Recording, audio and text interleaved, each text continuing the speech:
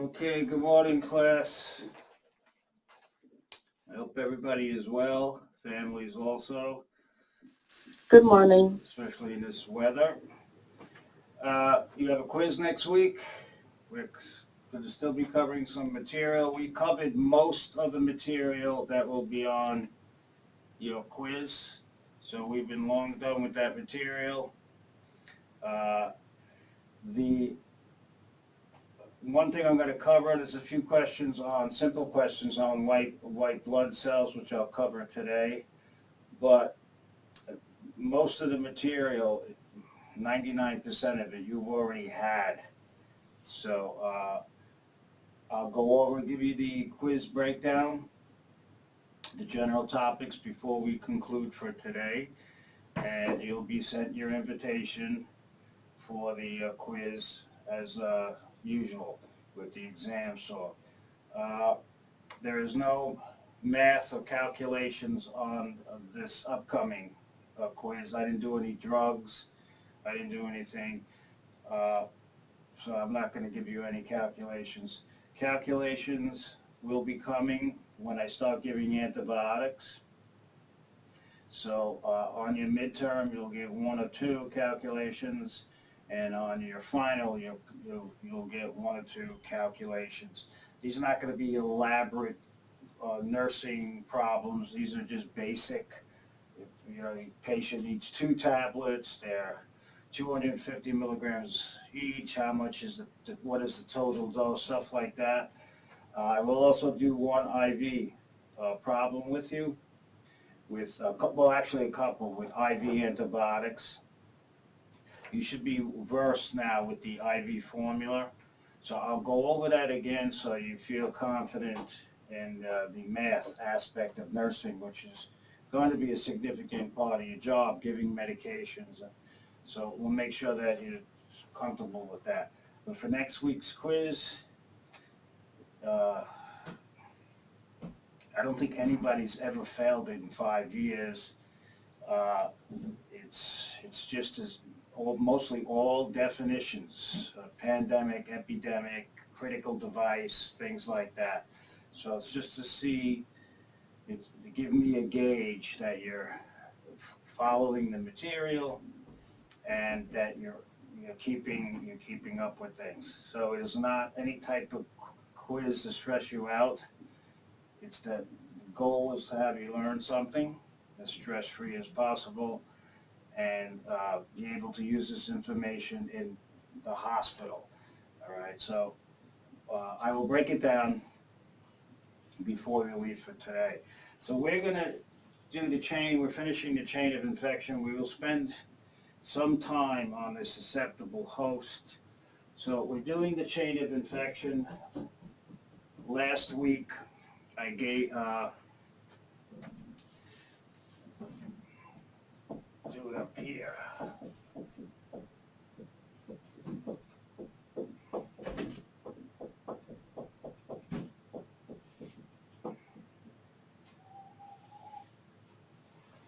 So the chain of infection, as we did.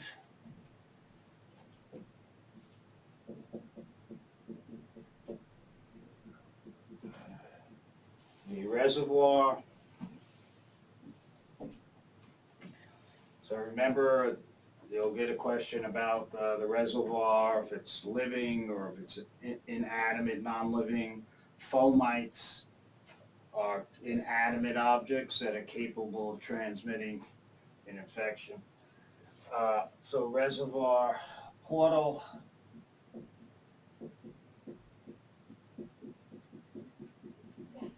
of exit we covered. And this was kind of elaborate. We did mode of transmission.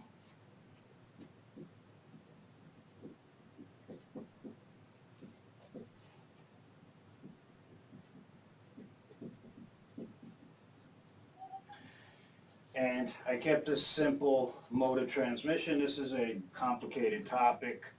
I broke it down into 3 general categories. Contact transmission was direct contact, indirect, droplet spread, and airborne.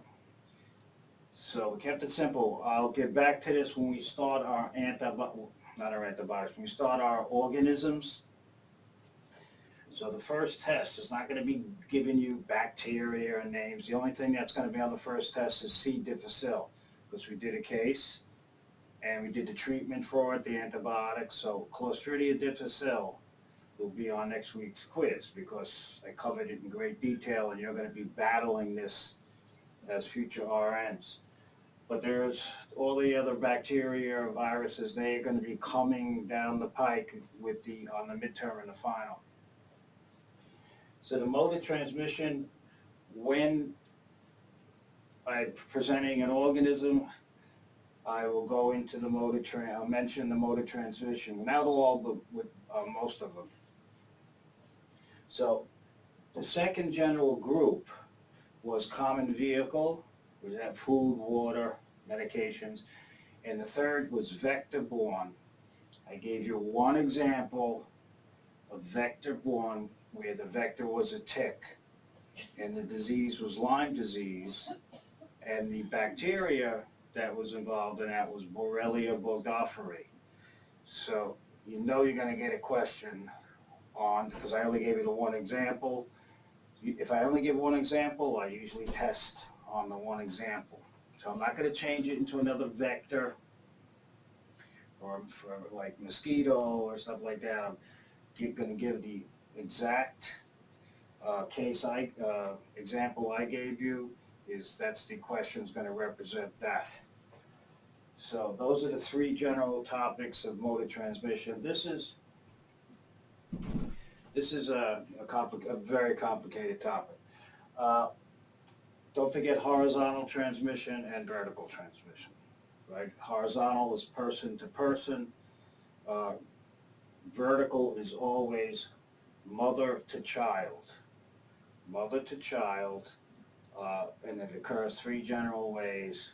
Either the infection can be spread from the mother to the child via crossing a placenta, during childbirth, or when the mother is breastfeeding the baby. That's the three main ways of vertical transmission. So we also, portal of entry.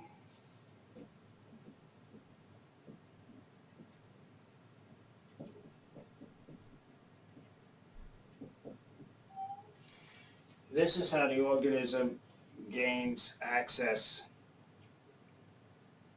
to the susceptible host. So portal of entry is pretty much the same as a portal of exit, but now instead of the organism leaving the reservoir, it's going to enter the susceptible host. So the portal of entry is very similar. So I'll do it quickly. Just going to list the things. I spent a lot of time on portal of exit. So, and then the last one we're going to spend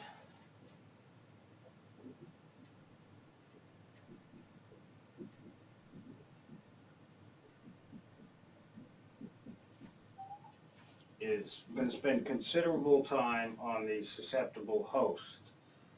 And we'll do that today, and then I'll mention the immune system and some white blood cells, and I'll tell you what to focus on for the white blood cells. They're very just general questions. So let's quickly do the portal of entry. I might have started this.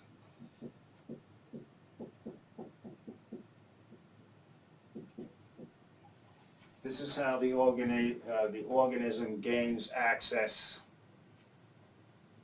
through into the susceptible host.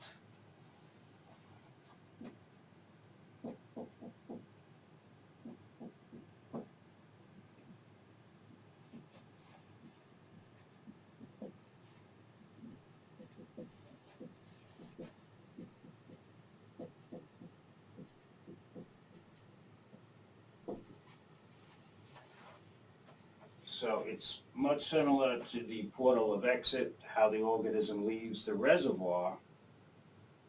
Or remember,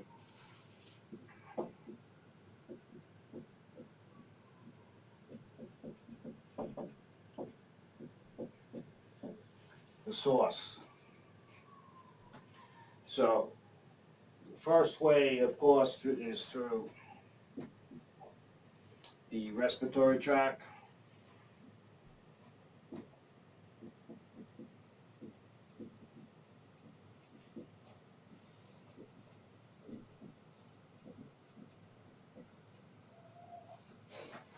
And of course, we're not going into the mechanisms. We'll do that when we do the actual bacteria, how they attach to our throat. Certain bacteria have the ability to actually attach to our cell membranes in our nose, in the throat, and those bacteria can then gain entry into the cell, then infect the body. Some bacteria can't, so they won't cause an infection. So it depends on the bacteria. We're talking about bacteria, not viruses now. Depends on the bacteria's ability to attach to our cells. If it can't, it's less likely to cause an infection. So the respiratory tract of the most obvious general mechanism is inhaling.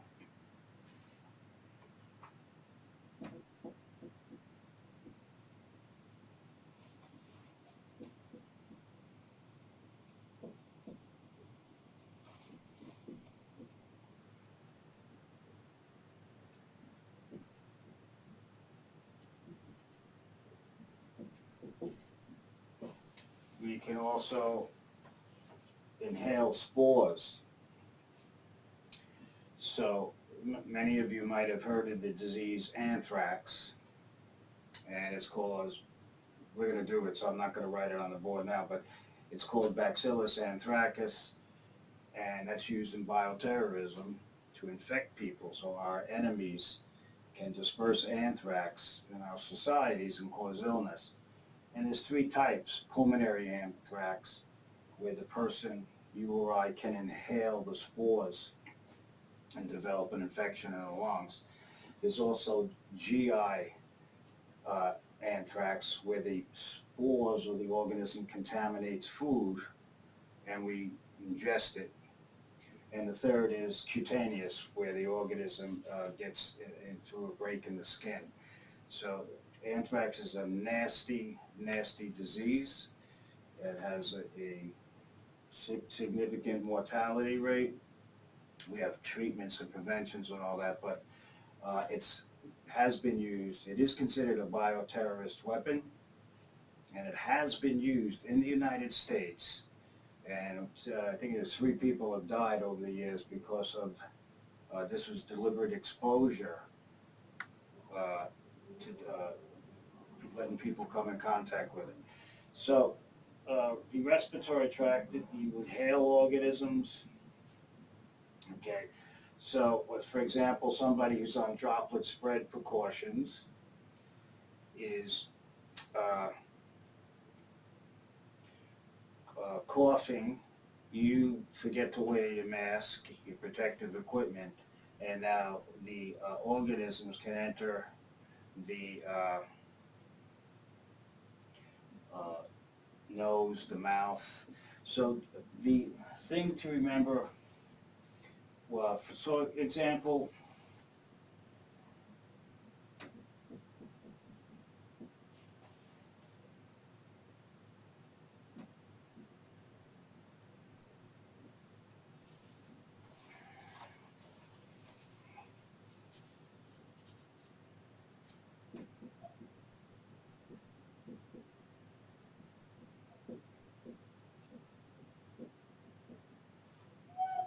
droplet spread.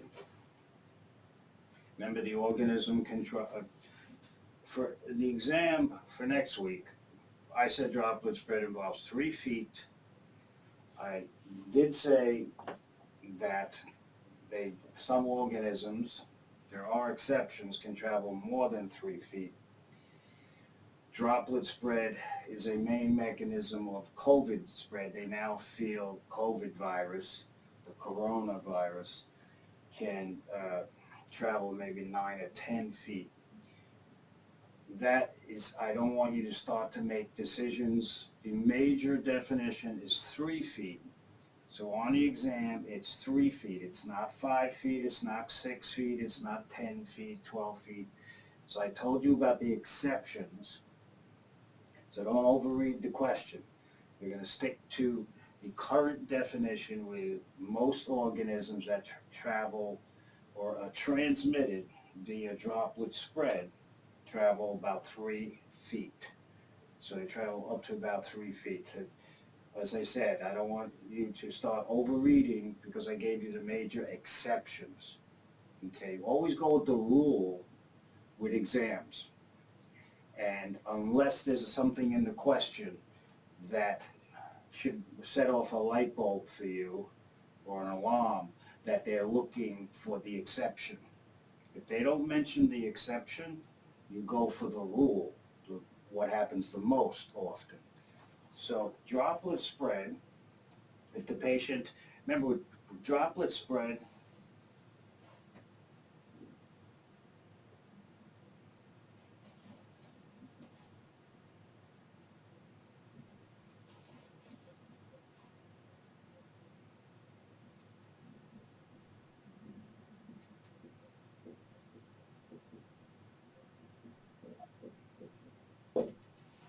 so the organism will travel at least 3 feet and or up to 3 feet.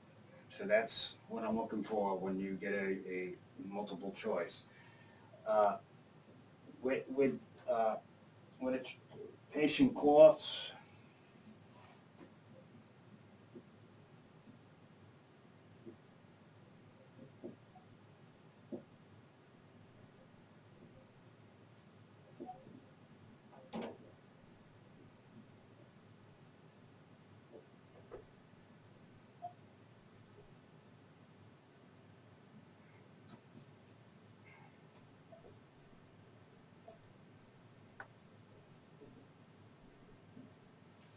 so when they're coughing, simple talking, yelling, cheering, singing, crying, sneezing. So the cough and the sneeze is a significant source of droplet spread.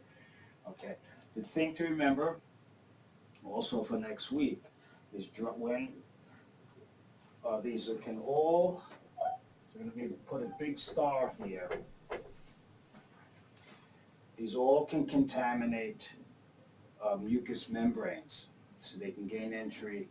They can infect the eyes, nose, and they gain entry into the mouth and throat.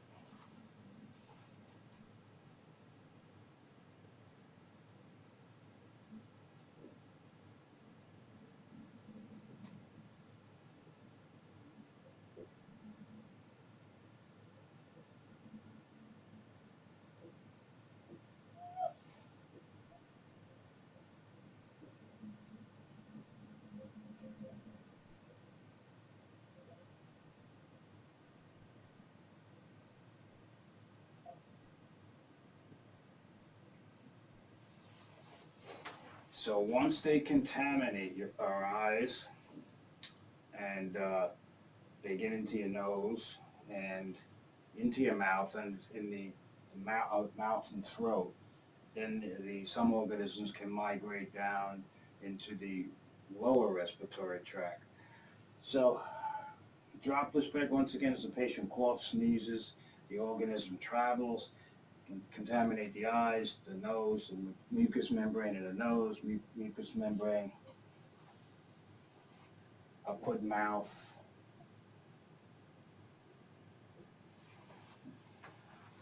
mouth also, throat, and these organisms, for example, in the throat, uh, they can eventually migrate down and cause a serious lower respiratory tract infections.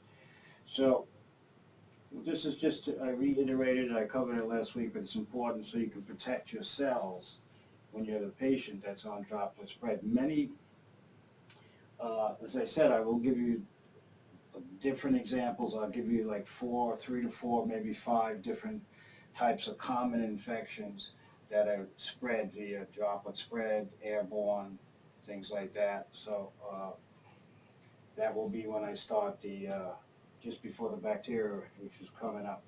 All right, so droplet spread, and the patient will inhale the organism, the spores.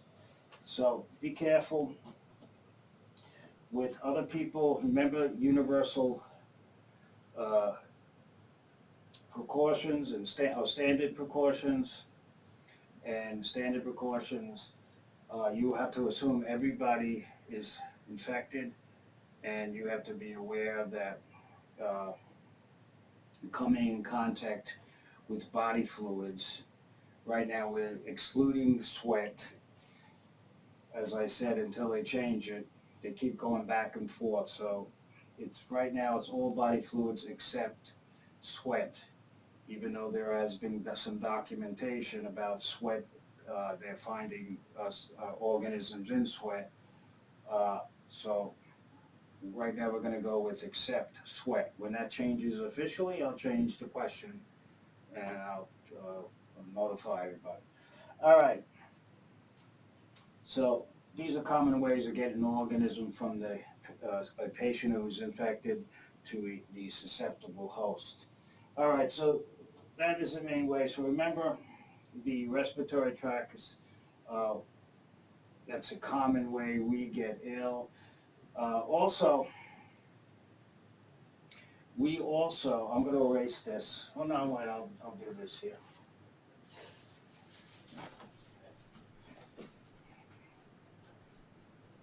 Before I erase this,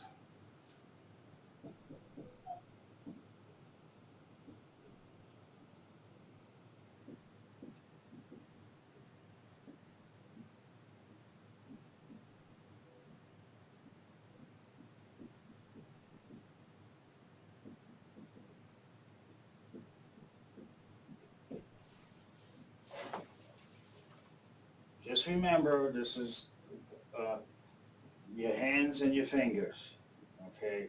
You touch a contaminated surface, you don't wash your hands, and then you touch your face, your nose, your mouth, and you might have just infected yourself.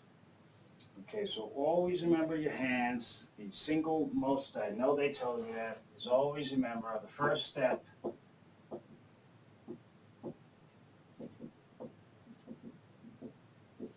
is hand washing.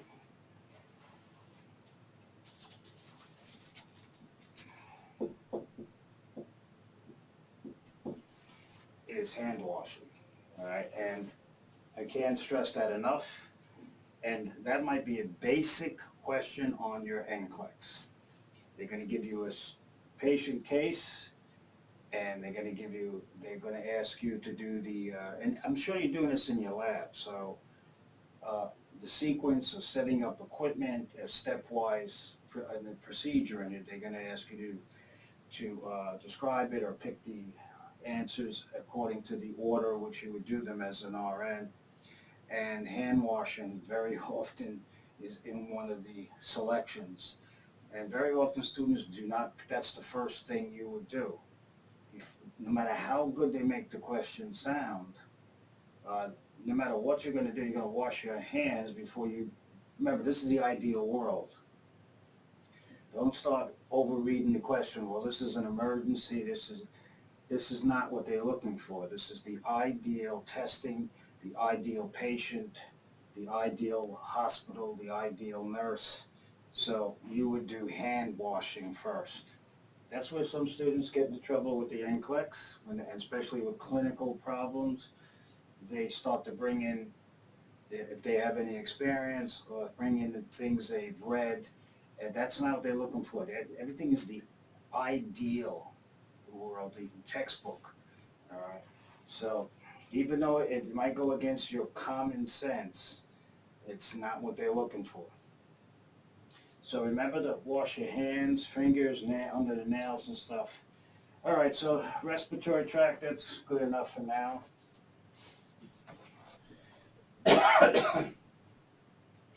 I'm going to erase this.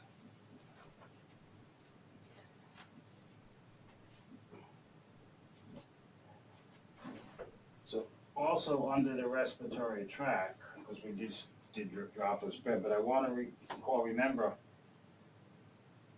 the patient might have endotracheal tubes. A patient might have tracheostomy tubes. So remember, always remember all types of tubes.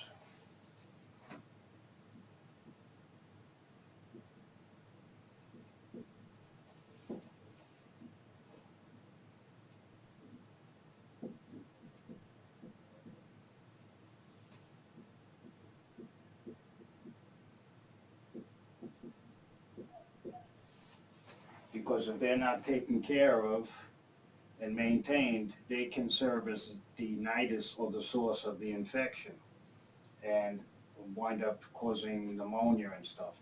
So the various types, I'll just give you an example of tubes.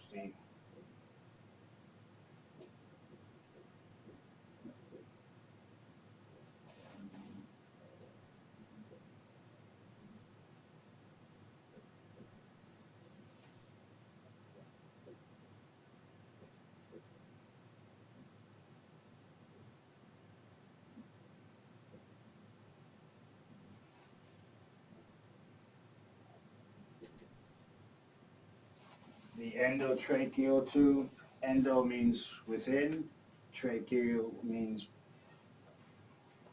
AL means pertaining to the trachea. That's a tube that goes down the patient's airway.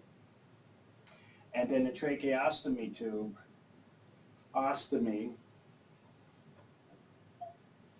if they didn't tell you,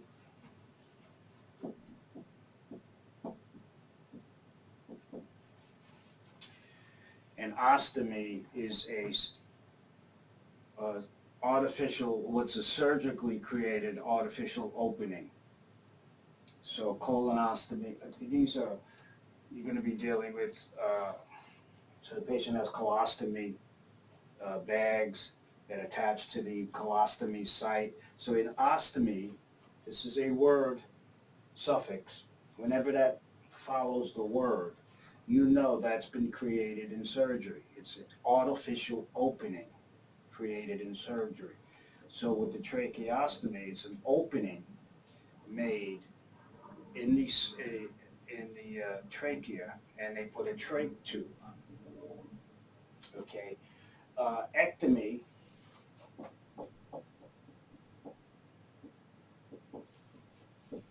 So you should know these words. They'll help you. It'll help you tremendously uh, in nursing. Ectomy, when you have the word suffix ectomy at the end of a word, that means the surgical removal of something. An appendectomy, a tonsillectomy.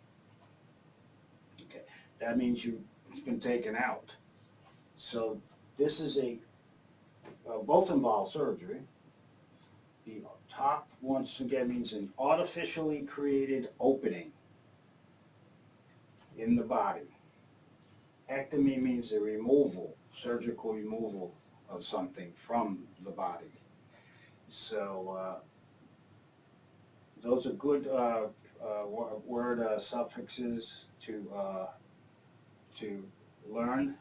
Even if you don't know what the overall word means, you know at the very least if it ends in O-S-T-O-N-L-Y, it's some sort of opening in the body. And ectomy, you might not know what a matrixectomy is. For example, with the nail, where I remove the nail, and it's a disgusting procedure. A lot of people are surprised at how nauseous or dizzy they get if they see it. But I numb it. I actually separate the nail, go under the nail with a surgical device, actually take the nail off, and then I have to work on the nail bed. And sometimes you do a matrixectomy where you have to remove the nail matrix. That patient's gonna lose the nail for good forever. So it depends. So all these different terms, but the point is, once you recognize the term, you might be able to figure out what the word means. So I'm sure they gave it to you in nursing, but if not, now you got it. So these tubes once again, bacteria can move right up these tubes or in these tubes and get into the airways and cause problems. So I'm giving it to you from a nursing perspective in the hospital environment. The last thing to remember before we move on, if a patient has to be intubated,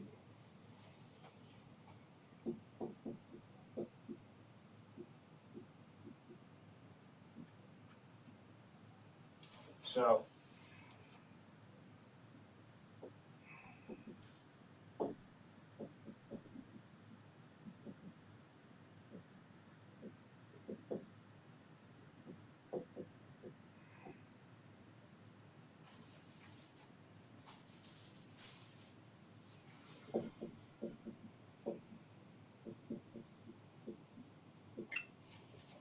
PT is patient.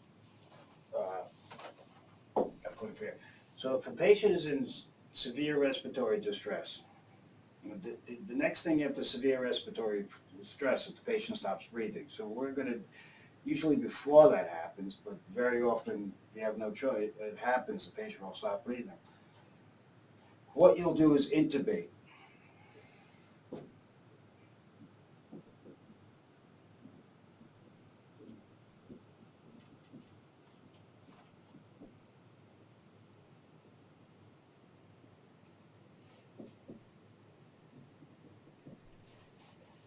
You'll insert, not you, the anesthesiologist or the anesthesia nurse. Even residents shouldn't be intubating. So in the hospital environment, usually when the patient has a code 99 or a code blue, for those of you aware or familiar with it, it's the anesthesia the ologist that will intubate, the anesthesia nurse can intubate.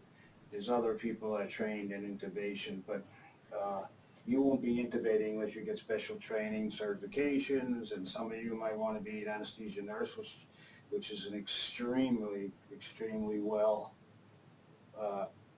it's well sought after, well paying, and it's very extreme. It's hard to become one, but it's worth it. The salary is very high. So matter of fact, an anesthesia nurse might make just as much or not more than a pediatrician. So it's something to think of. You just have to have a pretty good chemistry and physics background. So to insert your endotracheal tube, that's going into the airway. So intubation is when you're inserting this tube into the patient's airway. What are you putting? Endotracheal. Endo means within, tracheal means the trachea. So now you can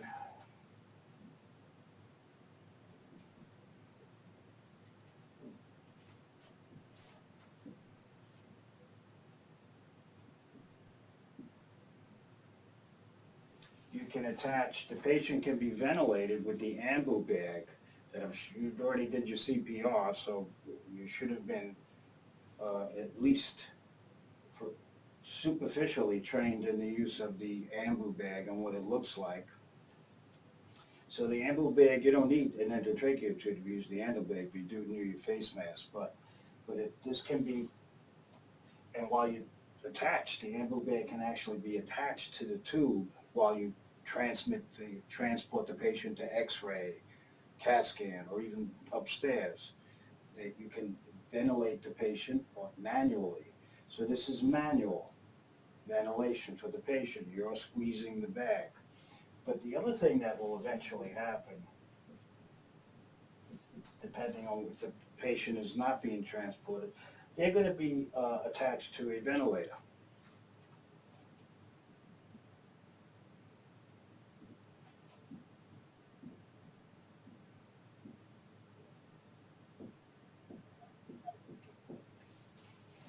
Which brings us to a point here.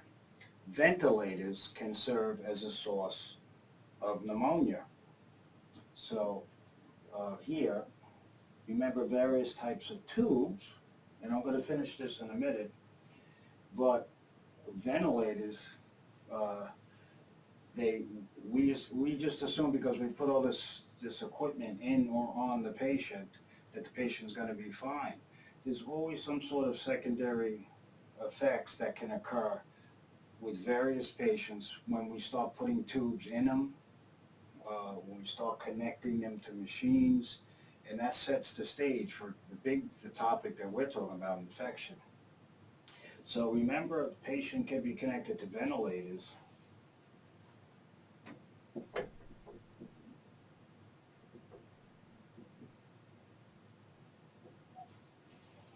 And ventilators can be a source of pneumonia.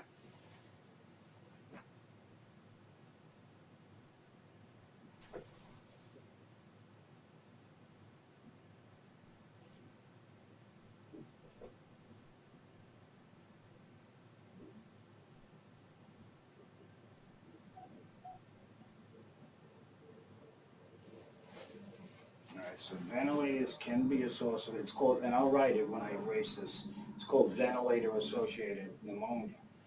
So we intubated the patient. Patient can't breathe on their own. We inserted the endotracheal tube. This patient's going to be attached to a ventilator. But we don't leave the tube in for so long. So if this patient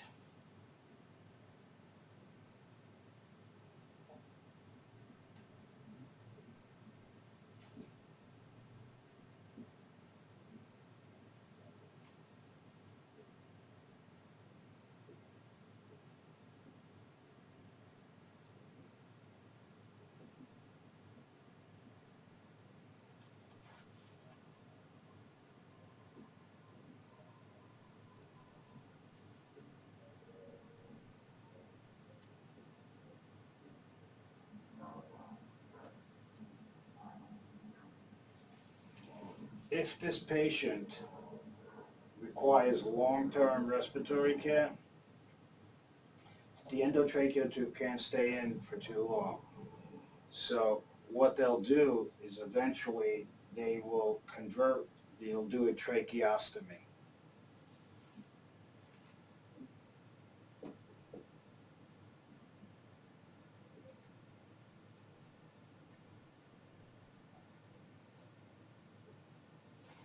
And now the patient will have a trach tube.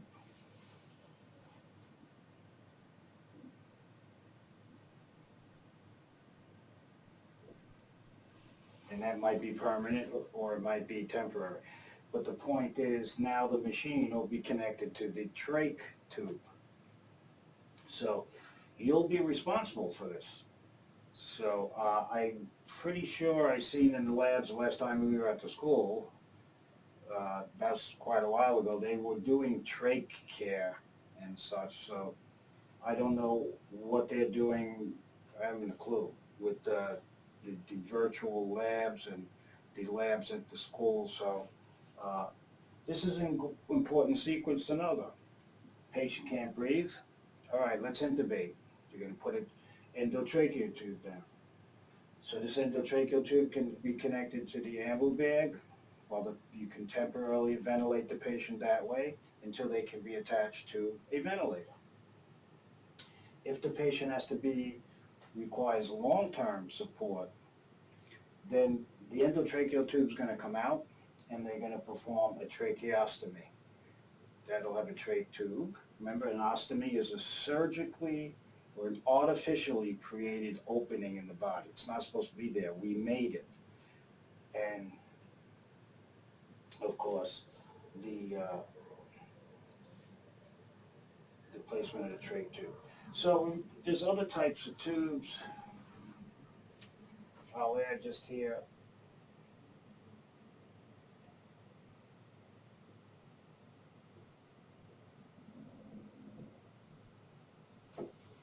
Chest tubes. These are going into the patient's chest. And they can serve if you don't take care of them, they can serve as a source of infection. Bacteria can move right up these tubes and in these tubes. So if these tubes are heavily contaminated, the way to infection is made much more easily for the bacteria. they can migrate. That's how they migrate up our urethra into the bladder. And then from the bladder up backwards up to the kidneys. They can move along surfaces. So bacteria can move along plastic tubes, or they can move along our urethra. They, they have mobile bacteria that have the means to move themselves. So these are significant causes of infection. So that's all I'm going to say about this, okay?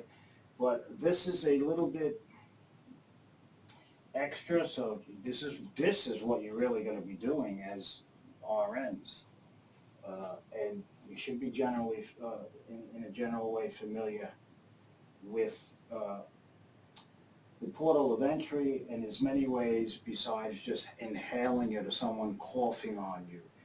Once again, you don't clean your fingers, your hands, you touch yourself, you can infect yourself. Various types of tubes that are involved with the respiratory system, and there's others we're not going into, but endotracheal, tracheostomy tube, chest tubes. Ventilators can be a source of pneumonia, okay? And we did the sequence of this, okay?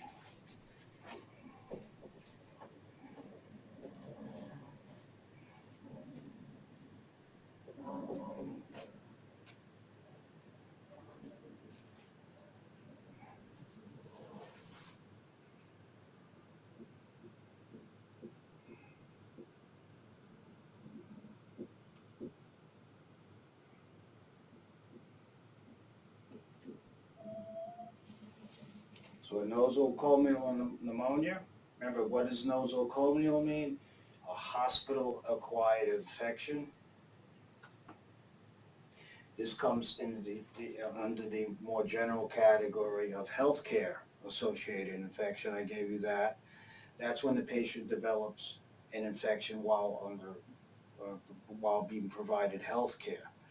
So it can be in the hospital. If you have a healthcare associated infection in the hospital, then it's more specifically called a nosocomial infection. So this is a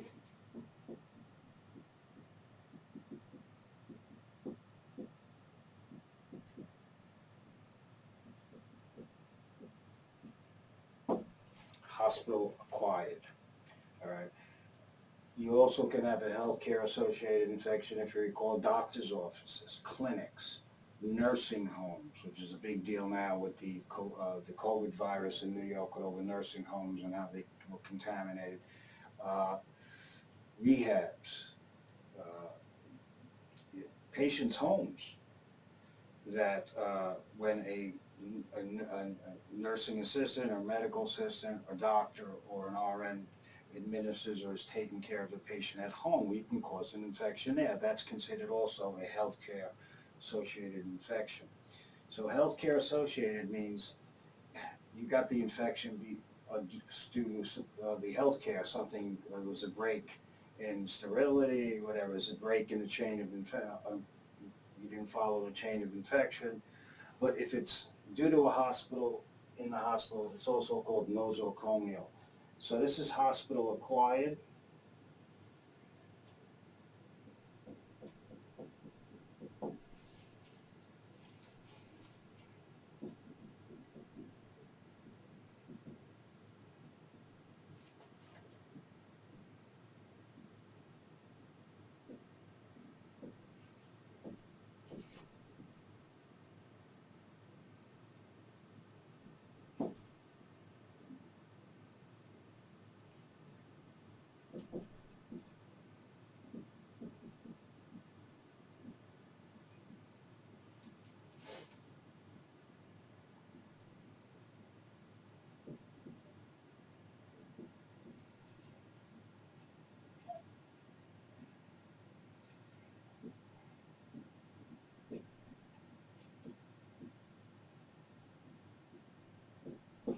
So this is one example of nosocomial pneumonia. So you can have pneumonia in the hospital. You don't have to be on a ventilator. You can develop a pneumonia.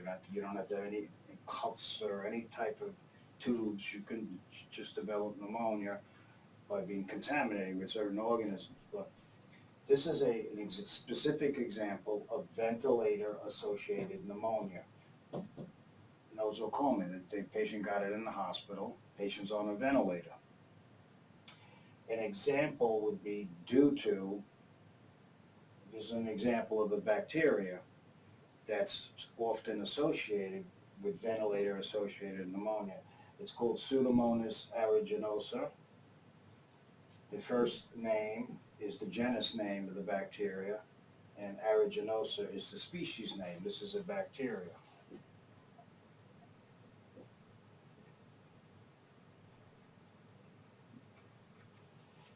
So next week we begin bacteria, okay, and we're going to do the bacterial wall, and we're going to start our antibiotics.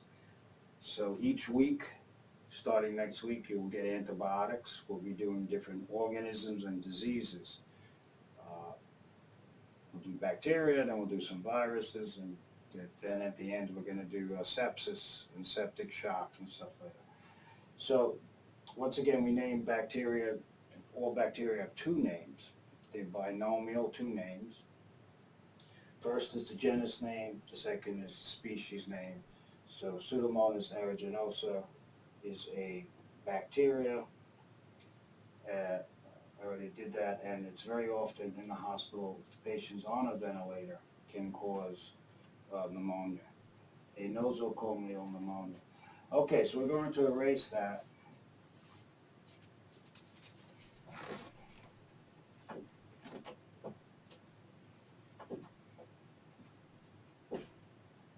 Going to erase the respiratory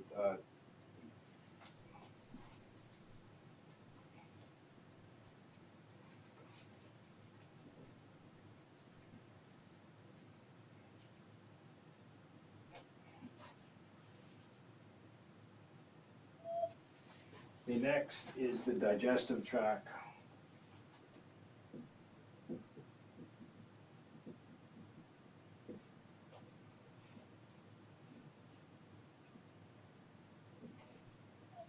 And of course, how does an organism gain entry into the GI system, the digestive tract?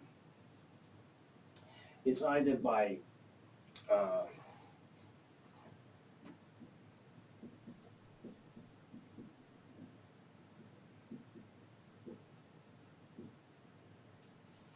ingestion, right? We are, for example, eating contaminated food.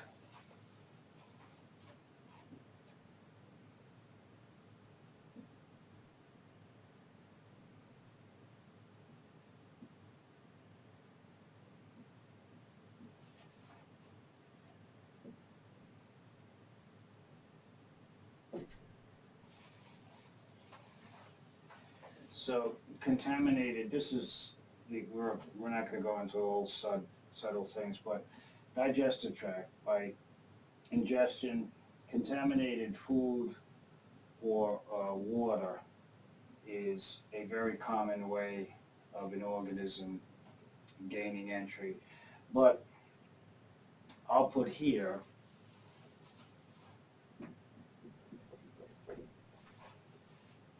it's important to remember that when remember, contaminated food means it has organisms like bacteria. So I'll put here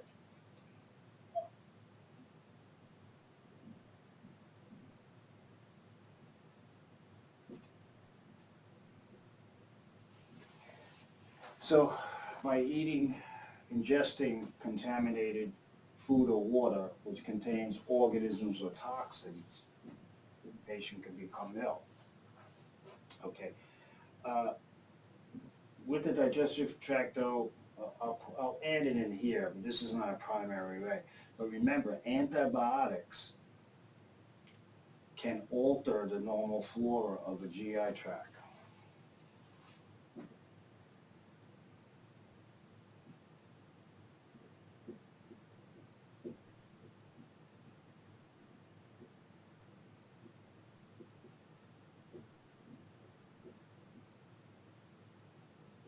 So antibiotic therapy, and this is what we did while one case so far with C. diff. I give I didn't give it, I didn't treat this patient. This patient received, this was, I think, the urinary tract infection, and received ampicillin, and the ampicillin altered that patient's normal flora. So the urinary tract infection cleared up beautifully from the antibiotic, but now the antibiotic altered this patient's bowel flora and leading to C. difficile infection.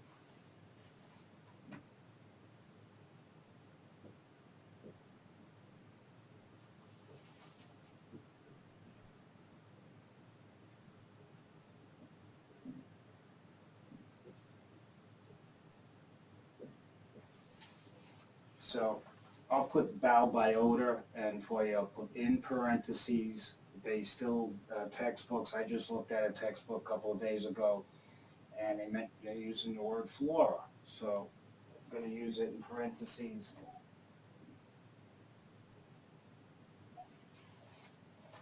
So antibiotic therapy may alter normal bowel biota or flora, which can lead to infection.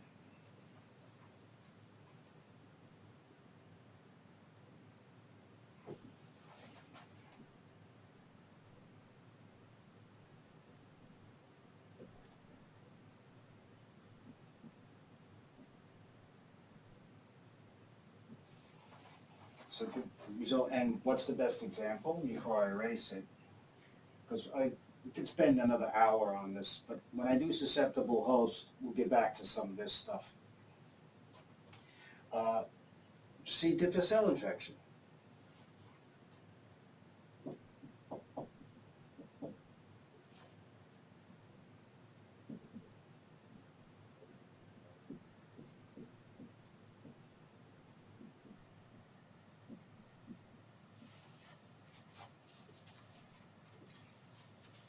The best example is Clostridia difficile. We did this, and on next week's exam, quiz, is you're going to get asked questions about this and the treatments, and we mentioned the treatments already.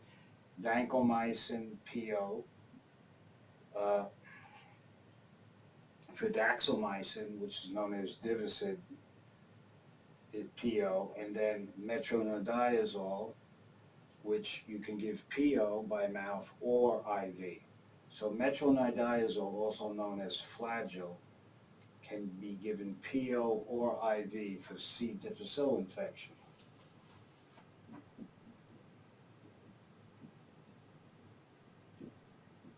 The other two, vancomycin, known as vancomycin, is only given PO for C. difficile infection. We already did this. And fidaxomicin, Divicid, can only be given PO, should only be given PO for a C. difficile infection. The notable exception, once again, is Flagyl, which is metronidazole. That can be given by mouth, which it often is, but it can also be given IV for C. difficile infection.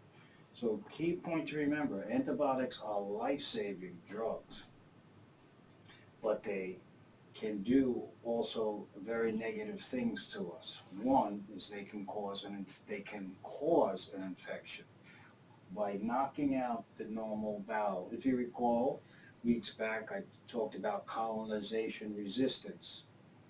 That means the normal bowel flora or biota that normally occupy your bowels, your GI tract, they normally are resistant. They help us become resistant to pathogens. So they work as a team to prevent organisms from causing disease.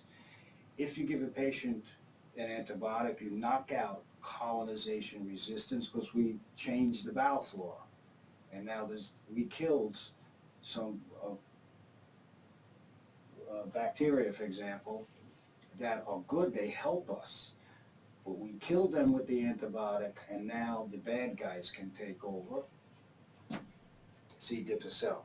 There's various strains, but we're not worried about the different strains, nor will they worry about it either. So, very important organism, bacteria. All right, we're going to erase this.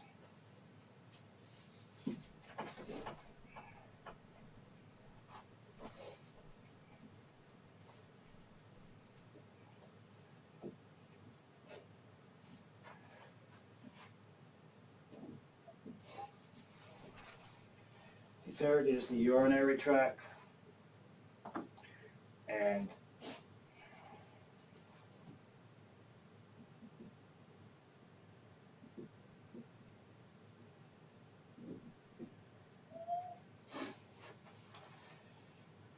this is an organism can gain entry into the urinary tract. Of course, a big one is Foley catheterization, Foley catheters.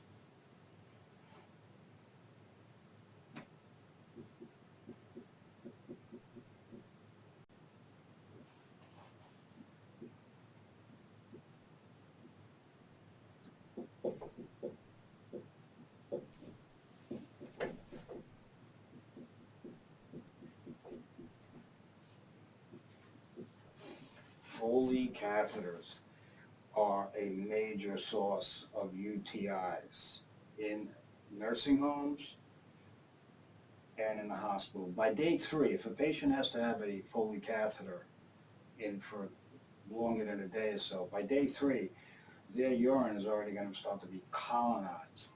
Doesn't mean they have an infection yet, but all of a sudden your urine is supposed to be sterile in the bladder.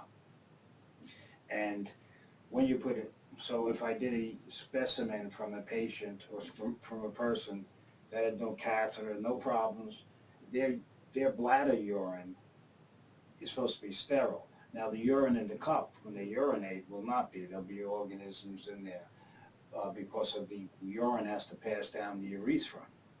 But normally our urine in the bladder is sterile. So when you have organism in the bladder urine, that's setting the stage for now a bladder infection. Okay, so usually by day 3 or 4, the patient who in the hospital has a Foley catheter, if you sample their bladder urine, we're not going into all the different ways, right? It's going to be colonized, and that can set the stage for a nosocomial urinary tract infection.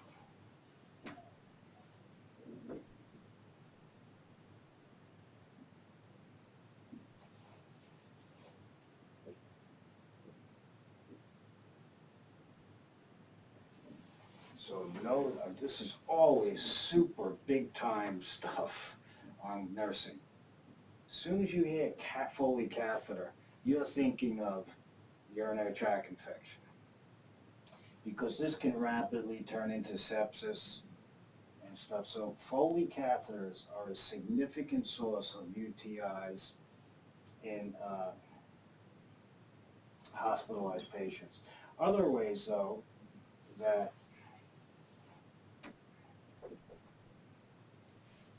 uh, poor hygiene,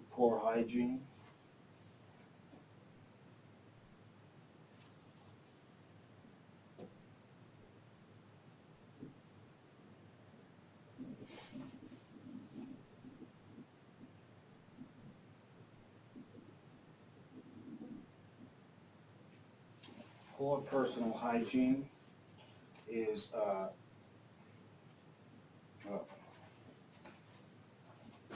I'll change it a bit. Poor personal hygiene. Another thing we can put up here, because I'm running out of room. Staff.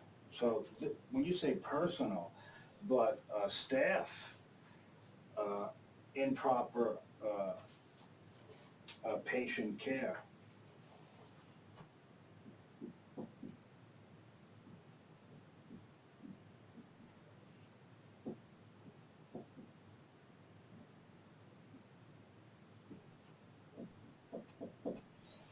So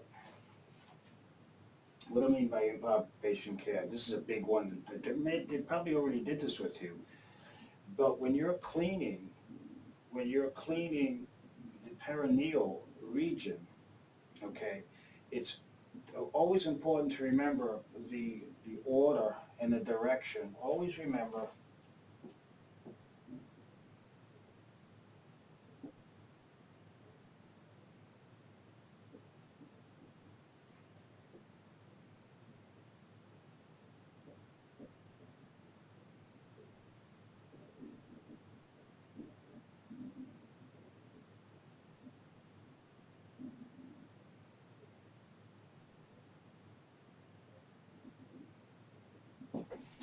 always remember the order and direction of cleaning, because improper sequence and direction, you can take fecal matter, which you can't see. Sometimes you don't have to obviously see it, and you can actually contaminate then the patient's, this could be in a male too, but it's much more easy to do it in a female. You can contaminate both the vaginal area, the vaginal orifice, and the urethra, all right? Because the urethra,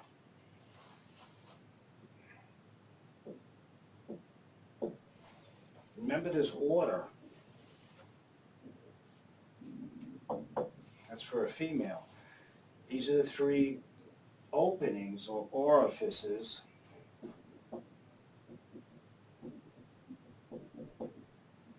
An orifice is an opening. Now these are not ostomies, they're supposed to be there anatomically, right from birth and during development before birth. The urethral opening, that's for urine, because vaginal opening for childbirth, sexual intercourse, reproduction, and the anus, the anal opening. The anus, the rectum stores the feces. The anus is the opening that has muscles on both the inside and outside that in which the feces passes out. So it's UVA. And if you clean this way, if you clean that way, in that direction, you are setting your patient up for infection. All right, so I'm sure they did that in the circular cleaning and all that. I'm not doing nursing care, but remember this for tests, okay? You're not, this is wrong.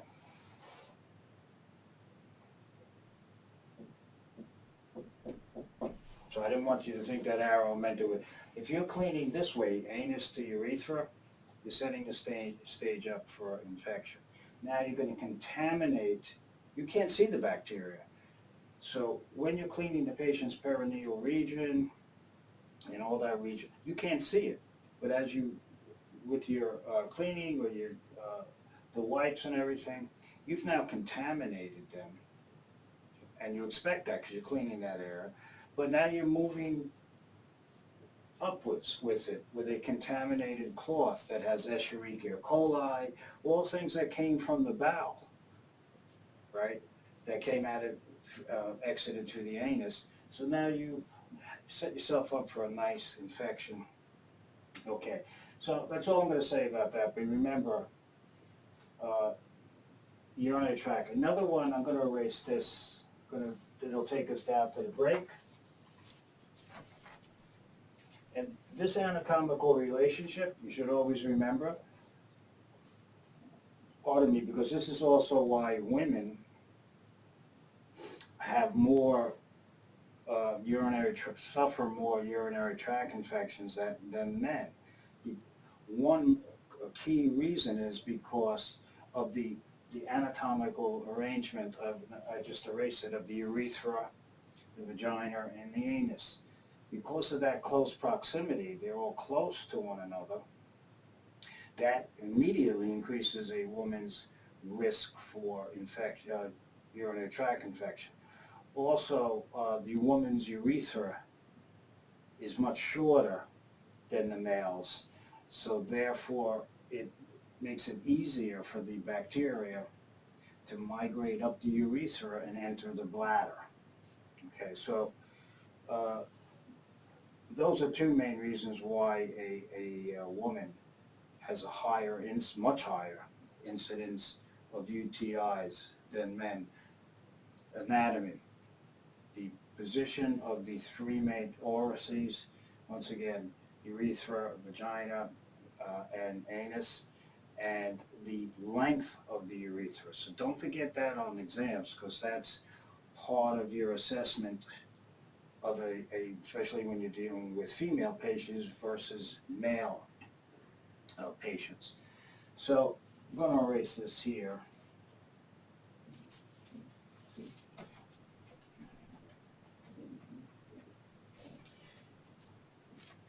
And we'll put, and this I'll add onto here, just like, it's always keep, remember that uh, bacteria, there are bacteria that colonize, for example, the vagina, that's kind of redundant, female vagina, the vagina. And these are normally supposed to be there. So the vaginal secretions are supposed to be kept at a certain pH, and they also have different types of bacteria. So medications can alter the normal biota, for example, of the vaginal regions.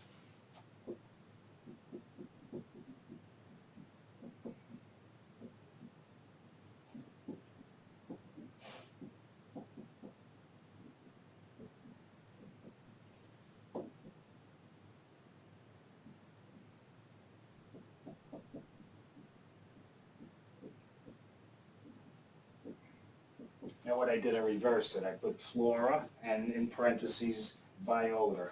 So I want you to remember, they're going to be talking about biota all the time. That's what they're talking about when they talk about now, but still people refer to it as flora, so same thing. So medications can alter the normal flora, FLORA, parentheses biota, and they can increase, which can increase of the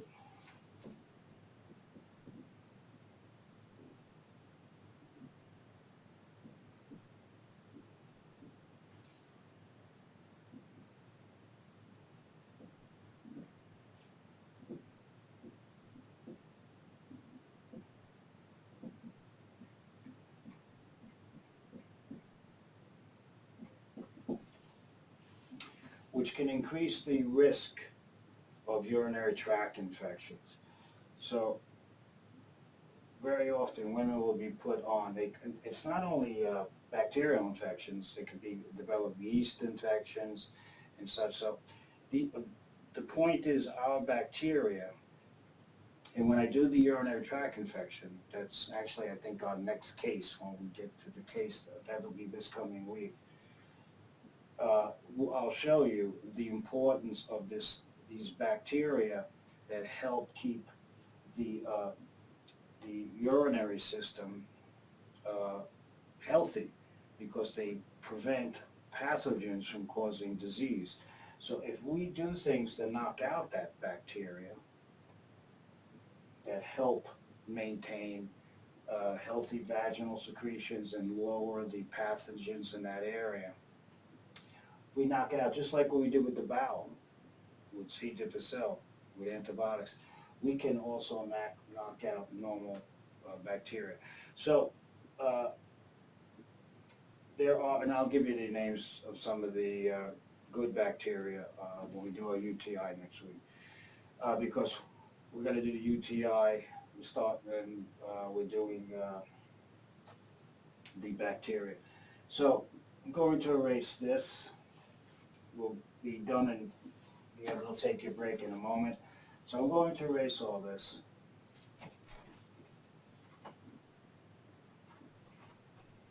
Remember, Foley catheters, big deal. They go crazy, and the nurses or the doctors always, if you're not checking your patient's Foley catheter, you are asking for trouble, because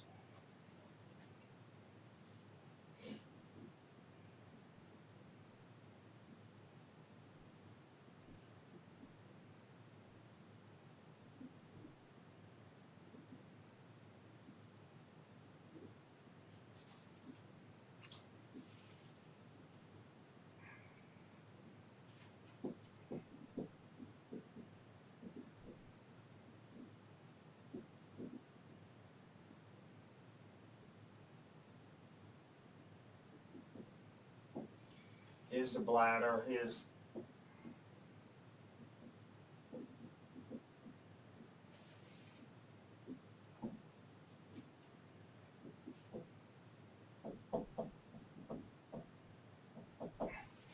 so this is just so you see how important this is.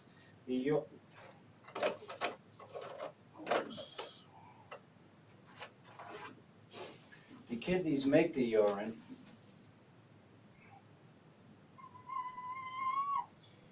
and the urine travels down the ureters. Okay, and very often people can develop, they call you ureteral stones. You can develop stones here, which causes great pain. So think about what could happen if you develop a stone here. That means urine from that kidney can't get to the bladder. So if the urine, this starts to expand and causes great pain. But not only that, the urine starts to go backwards and into the kidney, and that can lead to kidney infection. So this is not as common, and you could also develop bladder stones. There's all types of stones, kidney stones. But so the urine is here,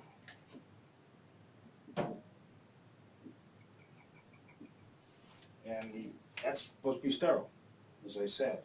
Now you put in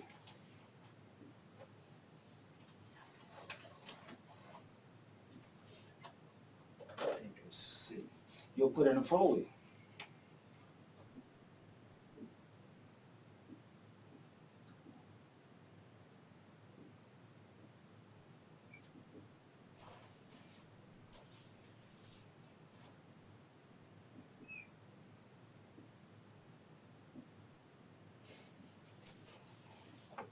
And you did a great, that you inflated it, right? You did all what you're supposed to do. You put that, you used what type of technique for next week's exam? You used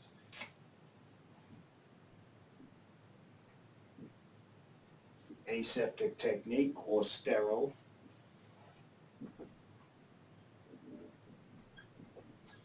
Anything that's sterile for next week's test means the absence of all microorganisms, including spores. So when you sterilize something for next week's exam and for the future reference, you're killing everything.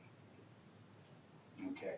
Disinfection, for next week's test, I'm talking about, and I already told you this, if it doesn't ask you about a level of disinfection, you always consider high level, which means it kills everything except spores.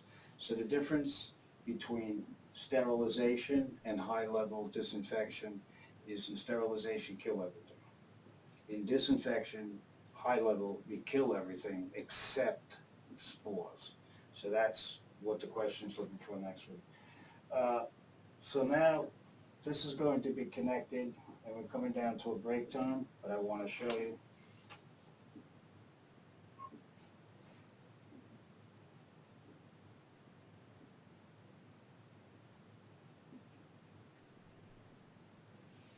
Here's our catheter bag, and of course, the urine should be draining in that, right?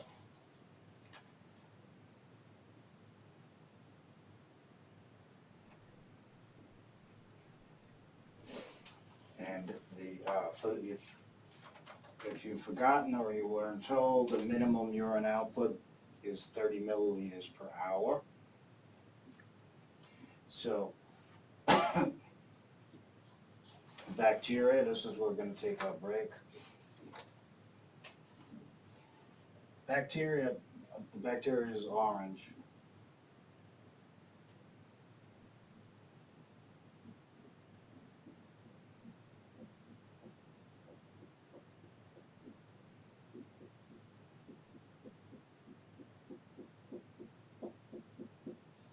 The bacteria can migrate right up that tube, or they can migrate inside the tube, and you don't see them All right, so you gotta make sure you keep everything clean as possible. I've seen disasters when staff, the way they handle and throw the bag, let it hit the floor. I mean, once this hits the floor, well, not this, this is still the catheter, I just made it look. But once the tube hits the floor, what, in the bag, what did you just do to it? You contaminated it. And people forget or are not taught that bacteria just say, you're not keeping us out, we'll adhere and just migrate up. They could also migrate on the tube.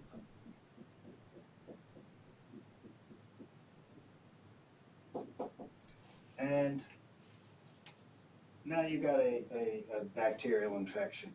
So this would be a bladder infection if the bacteria go this way.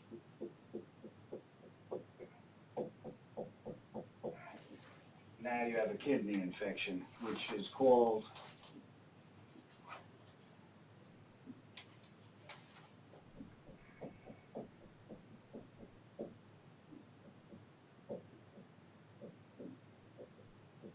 pyelonephritis, Pyelo nephritis. That's a kidney infection. Okay, so this would be a lower urinary tract infection. This would be an upper urinary tract infection. Minimum urine output.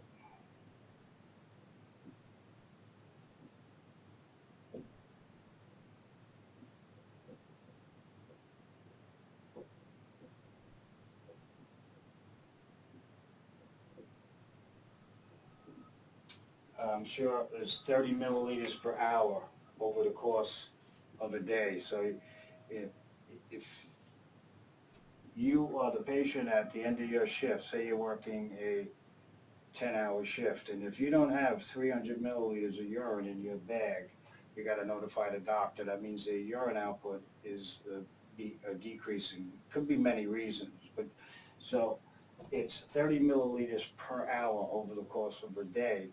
And your nursing instructors will then start to modify this based on patient weight and stuff, but that is always a test question. All right, I'll see you in 1/2 hour. We're going to finish this up, do susceptible host. Then this afternoon, a little on white blood cells and a test breakdown. Hey, excuse me, welcome back, class. We're going to continue with the portal of entry. We're coming to a conclusion that we're doing susceptible host. Then I will spend a very brief time on white blood cells because we're going to do them in more detail for the midterm and the final. So that's what we'll do this afternoon when we meet at 12:30, and maybe I could get you out of here. We usually get out around 1:30, I believe. Some days we might be a little later towards the end. Supposed to be there till 2 hours for that, but I'll try to get you out a little early. So we're going to erase this.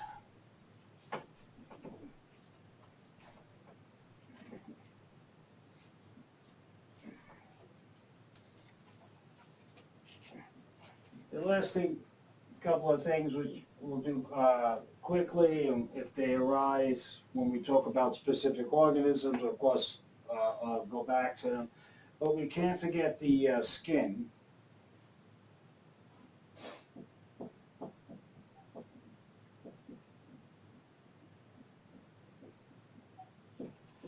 The integument, number 4, so I just moved this up here. Number 4 is the integument.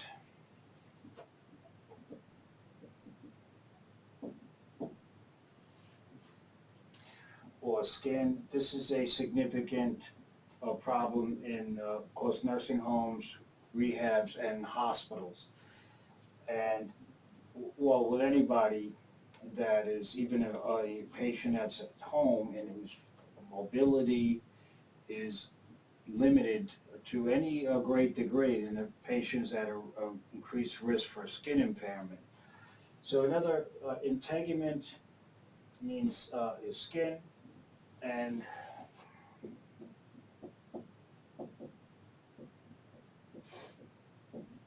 the word cutaneous is a another word that refers to skin. So OUS means pertaining, this means skin, so cutaneous, you give subcutaneous injections.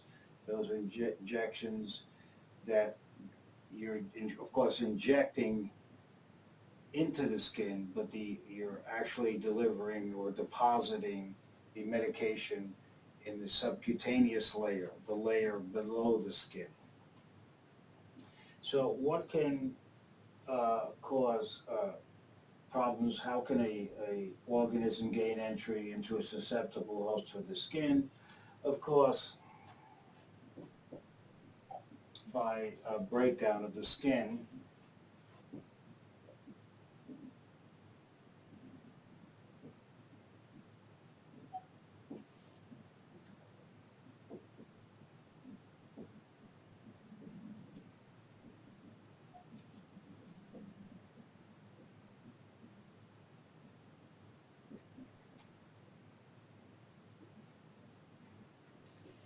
by breakdown or loss of skin integrity, and that can be due to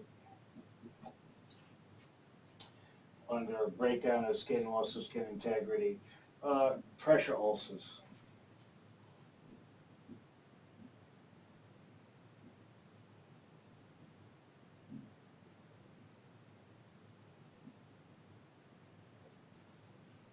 Any type of minor injuries,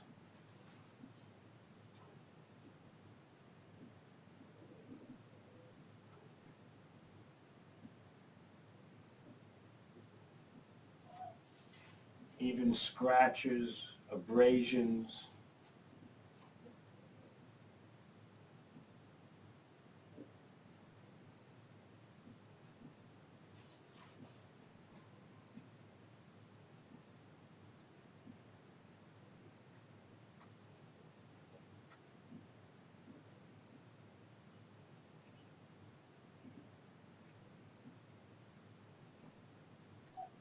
so scratches, abrasions, scrapes, punctures from ranging from sewing needles to safety pins to paper clips, paper cuts can inflict a painful, uh, uh, if not fleeting, uh, sensation, but it can compromise the skin.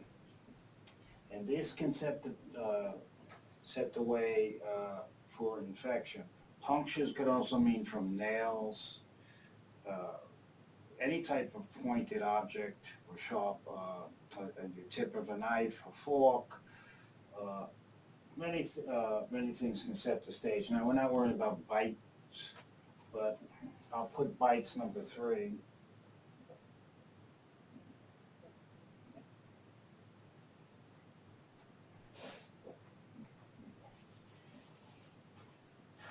But bite wounds from humans, and I've seen some very bad bite injuries from humans, also animals.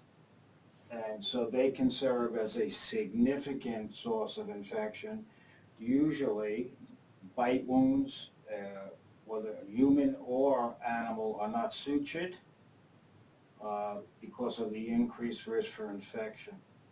So it depends on, they're not immediately sutured. Of course, if the patient is at uh, risk for some sort of severe compromise or facial deformity, they will have to be sutured eventually, but initially they are not sutured. They're treated differently, uh, but they may eventually require some sort of suturing or reparative or restorative procedure. But initially, bite wounds are not sutured. So I'll put here, besides minor injuries, you could have major wounds.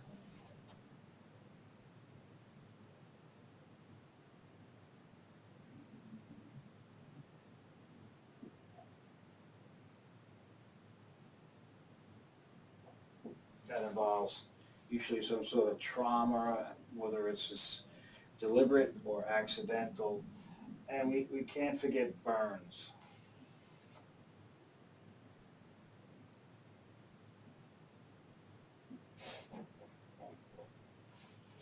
Okay, so under the skin, or within the integument of the skin, uh, actually, I'll erase that. I'm going to erase this here.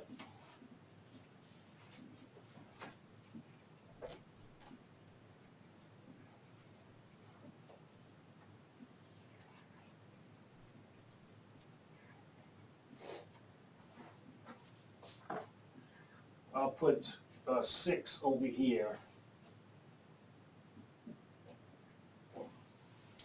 So we're doing integument, so to reorientate skin, which is the skin. Cutaneous also refers to skin. So we're talking about the breakdown or loss of skin integrity. It could be due to pressure ulcers, a big deal. Minor injuries, scratches, abrasions, punctures, bite wounds, major wounds due to trauma, burns. We must also forget surgical wounds.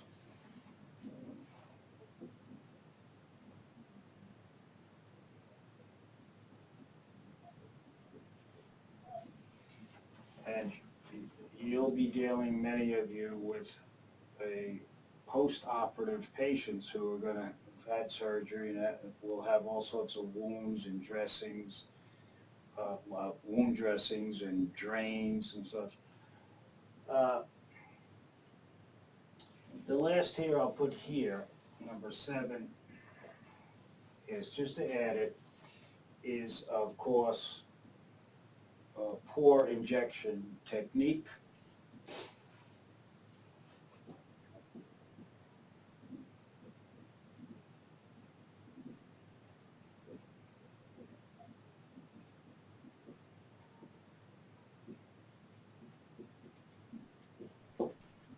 Meaning you're going to be given injections all the time, IM, subcutaneous. Many of you will be starting intravenous lines.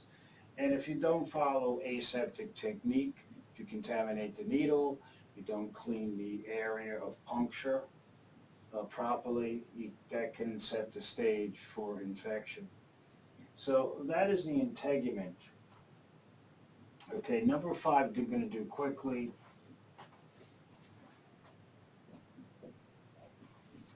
I separated it out. So under integument, we had some categories, range 1, 2, 3, 4, 5, 6, 7 that came under general category 4, integument to skin, loss of integrity. I separated 5 out. I could have put it under skin, but I separated out, and mucous membranes.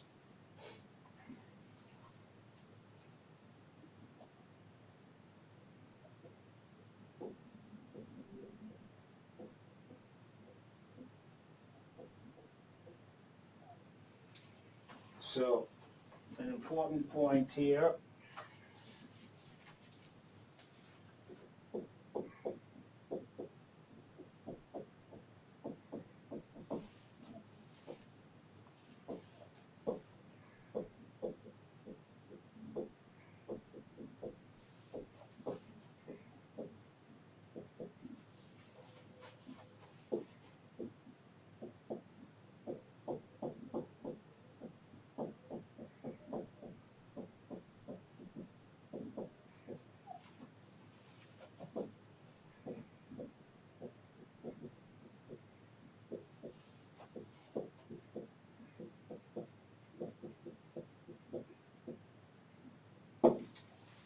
intact skin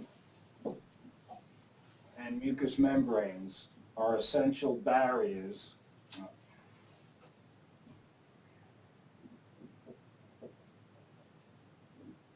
to infection. So that's the first line of defense against invading microorganisms. So once you disrupt the skin or you disrupt mucous membranes, it allows the microorganism to gain access into the body. So it is essential that the RN, the doctor, the healthcare team, medical assistant, whoever, is constantly aware of the skin, of the patient's skin condition and mucous membrane condition. Because once these are breached, for whatever reason, uh, the incidence of infection goes up. So intact mucous membranes, for whatever reason, what can interfere?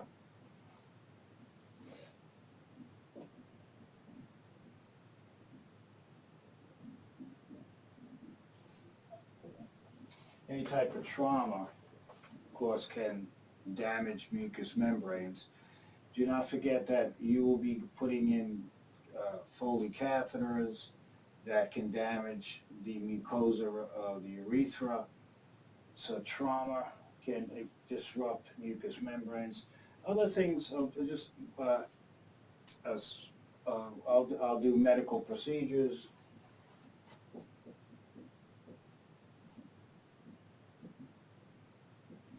I'll put medical surgical procedures.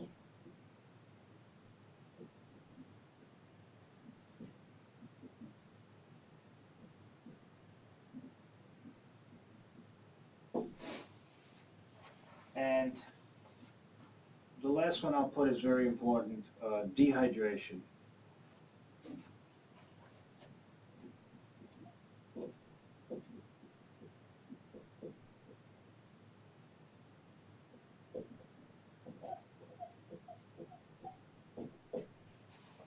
Dehydration can result in dry mucous membranes. Mucous membranes that can become dry can be disrupted, they can crack or they lose their integrity, and before you know it, microorganisms, bacteria for example, can enter the body.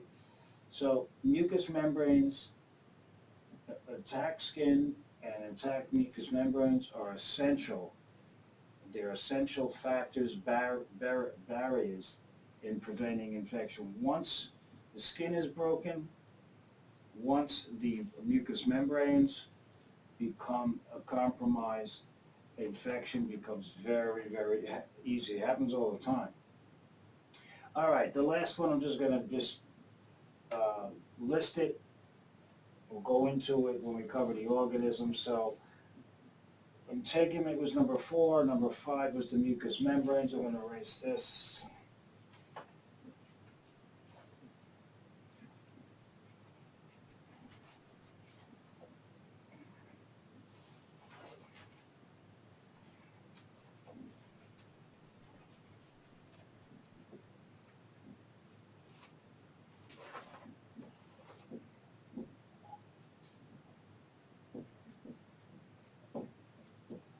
Blood. So blood is can be well, I should say the blood of the vas slash.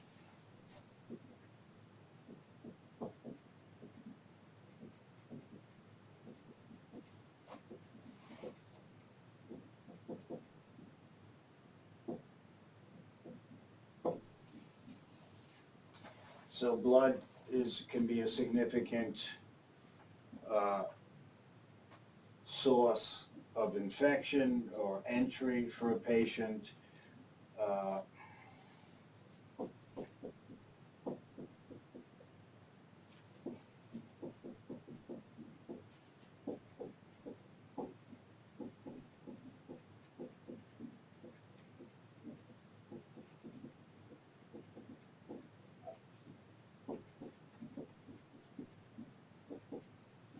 so contaminated IV meds or poor technique, blood transfusion, IV drug abuse.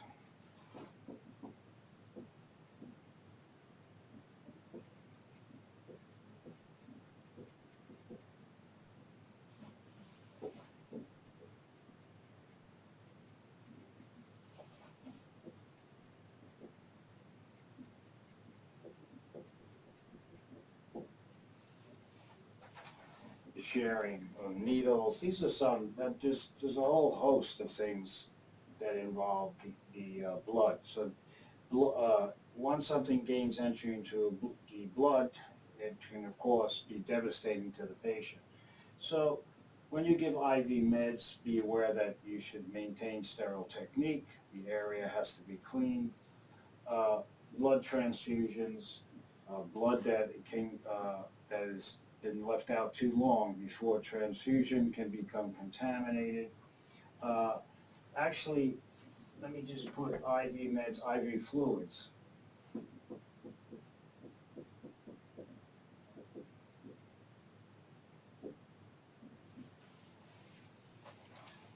And of course, these are the most obvious. There's loads of other things, but I'm just going to end it with that because I want to do the susceptible host before we go to the 12 o'clock break, then come back, finish up what I didn't with that, give you the cover the white blood cells that you just have to know for next week. It's basic stuff. I'm not doing all the cells. I'm just giving an example, so that's what will be on the exam. So the blood is the last portal of entry we're going to do today. The last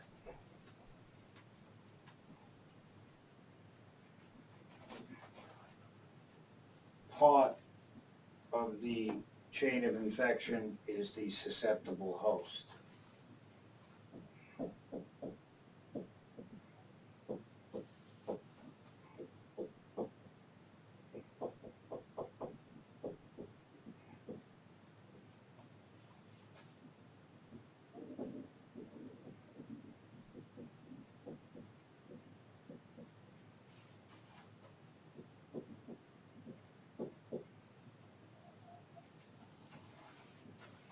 So we had the reservoir.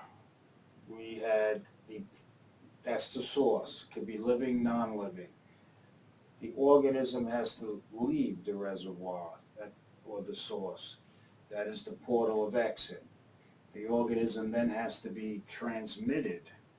It has to get from the reservoir to the susceptible host. That is the mode of transmission, which we covered.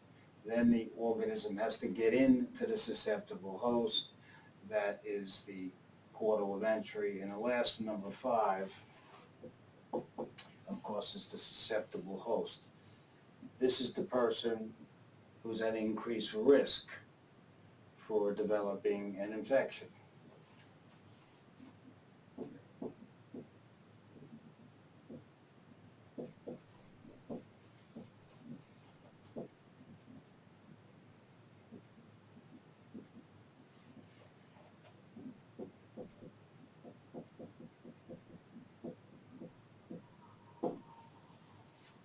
Now, normally, and we'll do this again when I do the immune system and bacteria, there's a balance, okay, between microorganisms, and I'll use bacteria for now.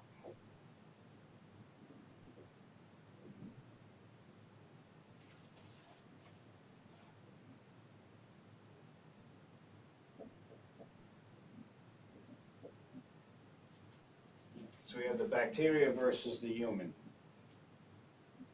And the bacteria, of course, wants to invade the body and infect it. So the bacteria has tools or factors.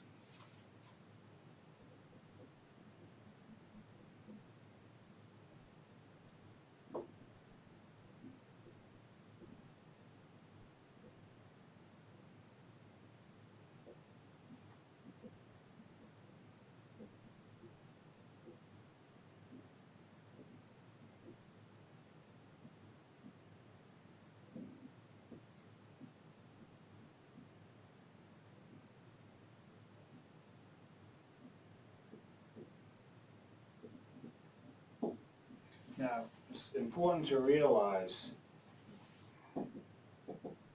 that bacteria also, viruses affect bacteria, viruses affect plants, bacteria affect animals. It's not just, pardon me, some bacteria reside in insects and worms.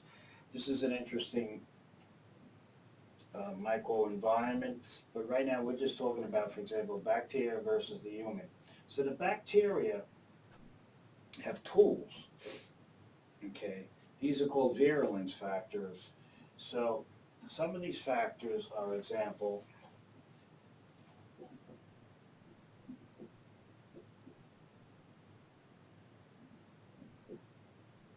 capsules. So we'll do them. You don't have to worry, but we're not going to get crazy for next week. I just want you to show what happens with a susceptible host.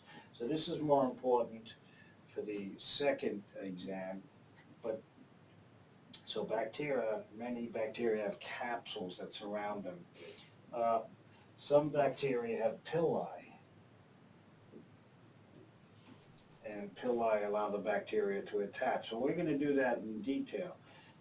Bacteria secrete toxins.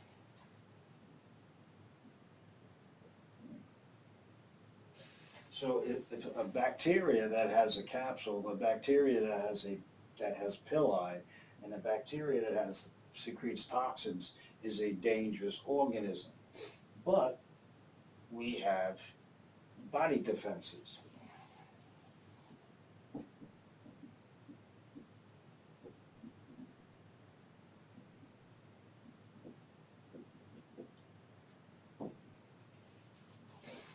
We have nonspecific,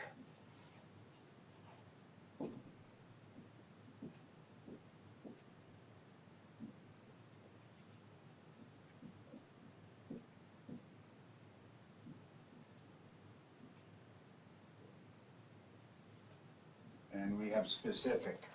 So we'll worry about that when we do it. So I'm not going to start going off on a test now. But what I'm saying is the bacteria is trying to invade us, and we have nonspecific. An example of a nonspecific would be intact skin. An example of a nonspecific would be intact mucous membranes. Another example of nonspecific would be certain types of white blood cells. I'm going to do this afternoon quickly. Specific defenses involve antibodies and other types of cells called T cells. So the bacteria is trying to invade us, and if our body defenses are up and not compromised, we usually can overcome or prevent infection. So when the bacteria's factors are in favor of the bacteria, meaning the human is susceptible, then you can develop an infection. Okay, so for whatever reason, the susceptible host may have a decrease in body defenses. So we're going to do, so when the body defenses go down, I'll put it here this way. For whatever reason, breaking the skin, breaking the mucous membranes, the patient has diabetes, the patient's on medications that interfere with the immune system. Whenever these body defenses go down,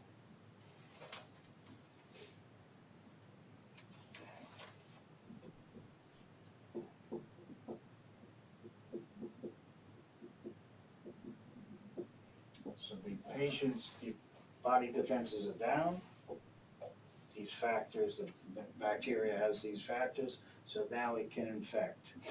So we're going to do now what makes this person susceptible to this bacteria. So these are usually, when they're thrown out of balance, something's going to happen. If the human body defenses are intact, more often than not, the bacteria will not be able to invade and infect. If the body defenses, for whatever reason, are decreased, then these factors are in the bacteria's favor, and they can infect. This is our susceptible host. So let's do some factors that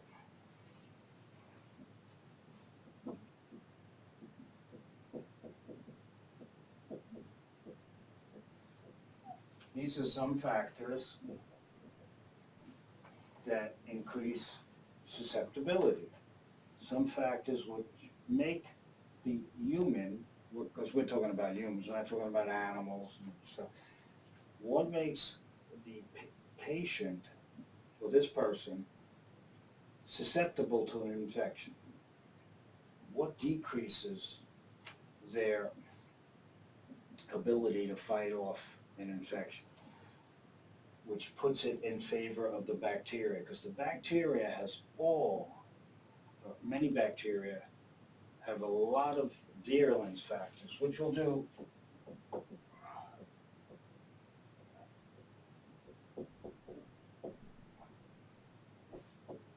Virulence factors are tools. This is the equipment, all right, that the bacteria has to, or it could be a worm, it could be a fungus, it could be a virus, but we're talking about bacteria. The virulence factors are the tools, the equipment the bacteria has to attack, invade, and infect its host. Okay, so I gave you examples with bacteria caps, and we're going to do them, because when we do bacteria next week, we're going to define these. I'll even give you examples of the many the organisms that have capsules, villi, and toxins. This is very important. All right, so some factors before we go down to a little while. So here are some factors.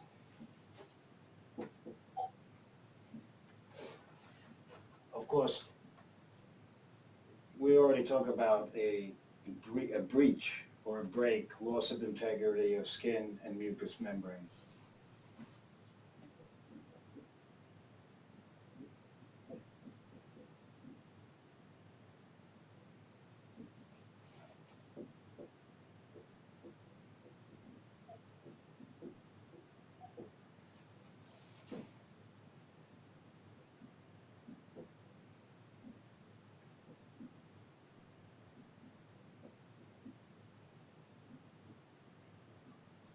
Okay, so once you break the skin, mucous membrane, you got a susceptible host.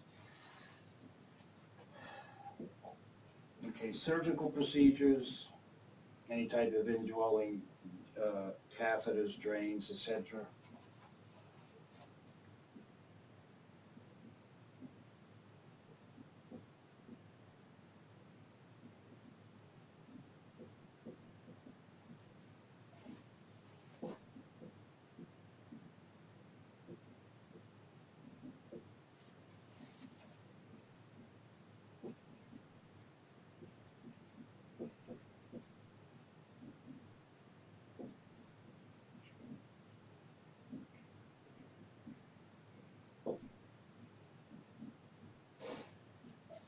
So there are various types of tubes. We talked about endotracheal tube. We talked about the tracheostomy tube, chest tubes. There's also nasal gastric tubes.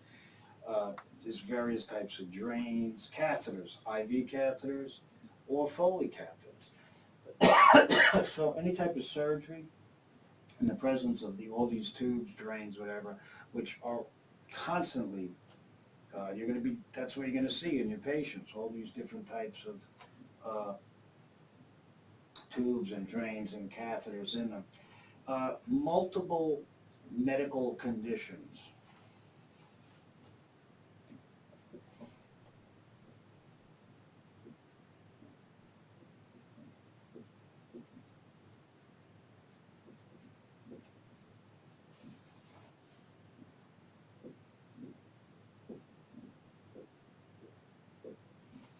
Many patients have 2, 3, 4 different medical conditions.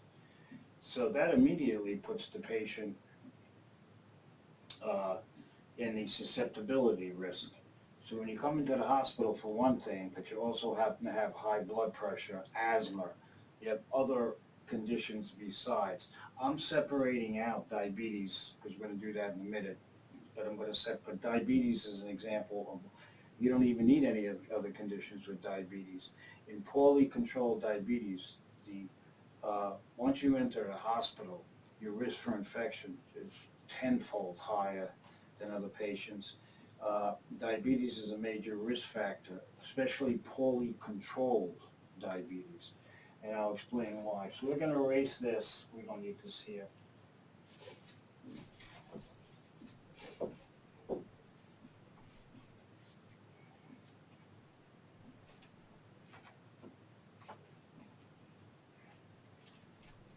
So multiple medical conditions. I'll put here,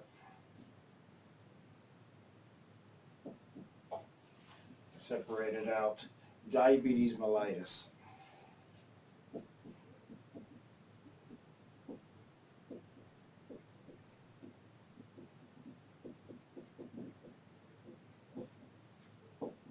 Now, you can have diabetes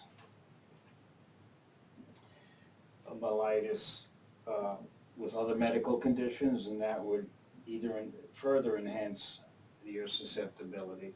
But diabetes by itself increases the risk for infection, and I'll give you a couple of reasons why. Number one,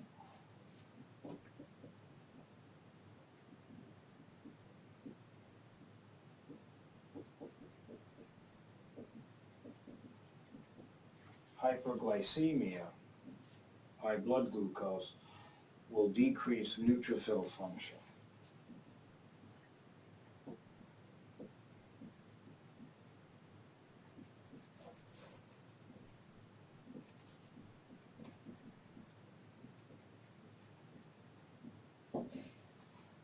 And a neutrophil is a type of white blood cell.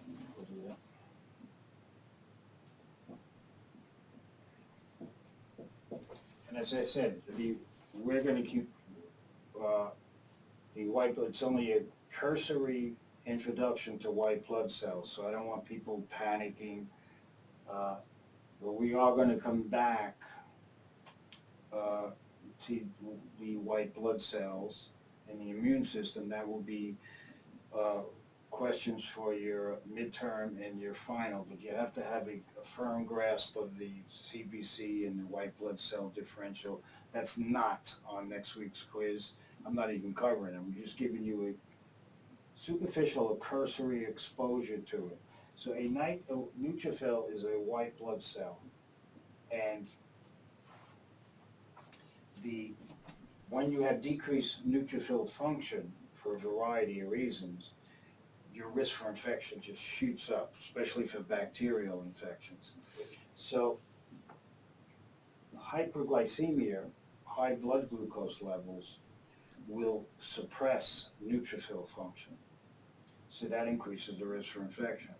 Also in diabetes,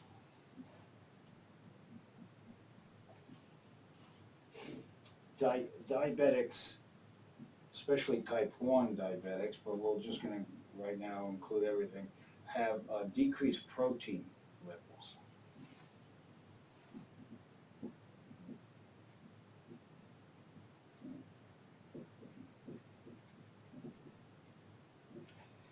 So any decreased protein immediately, that's because especially in type 1, you don't have insulin, or if you're not taking, well, especially if you're not taking it yet, but if you're not taking your insulin properly, insulin is needed for protein synthesis. If you don't have insulin, you have the type 1 diabetes, or you're taking insufficient insulin, you're going to have a problem with protein synthesis. So you'll have a low protein level. The body breaks the proteins down for energy if you don't have insulin. So all I want you to remember is right now a low protein level, and remember,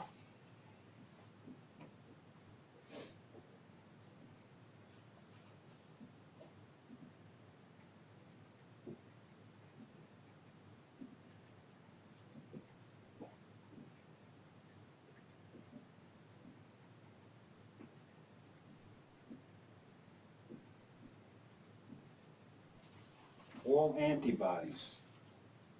antibodies in the body are proteins. So if you have a decreased protein level, you'll start to see that the body will have a hard time with the the source to make antibodies. So diabetes, this is just two reasons why diabetes.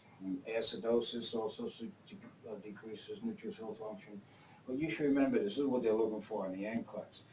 Uh, Hyperglycemia due to lack of insulin uh, can have dramatic effects on the body. And one of them is when the blood sugar goes up, white blood cell function, especially the neutrophil, starts to go down and sets the stage for frequent infections and sometimes very unusual infections in diabetics. All right, number 5 I'll put here before I want to erase this. If protein levels are decreased in diabetes, there also can be decreased in malnutrition.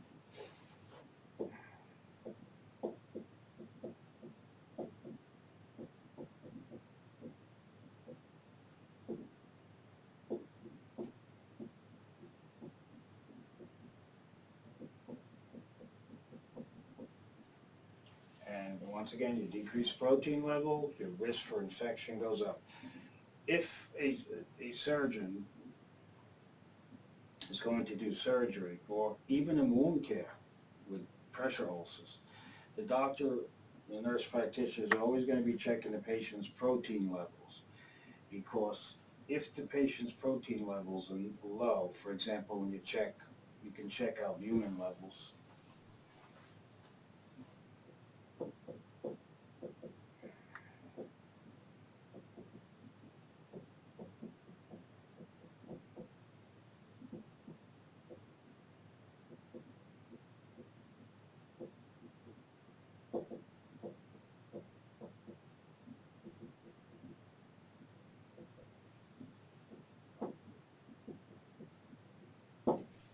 So you can check the albumin levels. There's other things you can check. I'm not going into nutritional evaluation now. But one of the things you'll check, or the doctor will check when you're worried about the patient's nutritional status, if they, for example, if they can heal after surgery or if their pressure ulcer is going to heal, you check the albumin levels. This helps us assess nutritional status. So if a patient has a low albumin level, they're immediately going to try to increase the protein levels before they try any type, especially elective surgery, because the surgical wound will not heal. The pressure ulcer will get worse, will not heal. So you have to, the body has to have adequate levels of protein.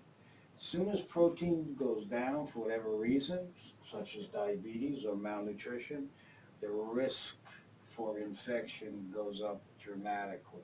So many parts of the world where there are people starving, in the United States even, there are many kids across the United States that are not in school because of the COVID virus and all this political stuff going on, that are not, these kids depend on the morning meal, the afternoon meal. Many kids stay after, they have special programs. They're not getting their allotment of adequate nutrients. I mean, I'm not talking about eating bagged potato chips. We're talking about good meals that should be or often provided across the country in most schools. And when kids are not in school, they should be, that they're there to learn, but they're also there to have a structured environment and to interact with teacher, peers, uh, participate physically in sports and everything. I'm not going to know, but you need schools provide a major source of nutrition for many students across the country. And in New York, Long Island, I mean, this is a major, so when the kid's not in school, they're losing that. All right, they're losing it. Many kids are losing that. So now, and what does it set the stage for? Increased susceptibility to all types of infections. So protein is very, very important. Okay, so malnutrition. So that's, well, almost coming down. So that's number 5. Now I'm going to erase this here, number 4, because I need more room. So I'll put number 6 here. And then we'll get back as I said, as I promised, the white blood cell presentation will be 10 minutes. It's only to expose you to it. And I'll tell you, actually, it's going to be on the quiz, but it's very limited, so it's not going to be 2 hours of study or anything like that. It's going to be very short.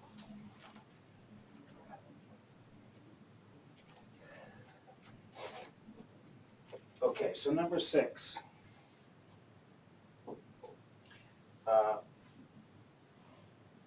Multiple antibiotic therapy. So antibiotic therapy.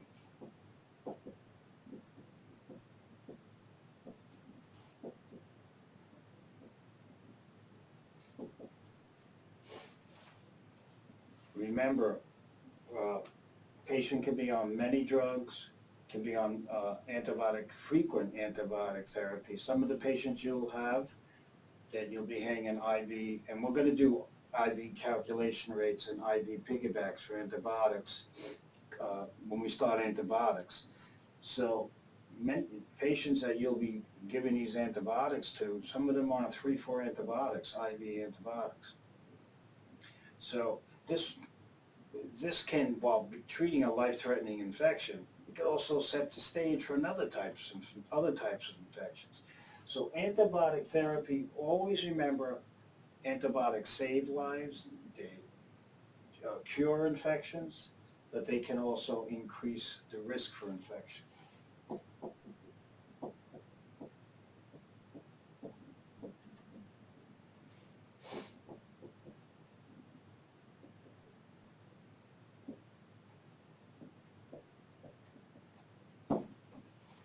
So they can increase the risk. And what was our example?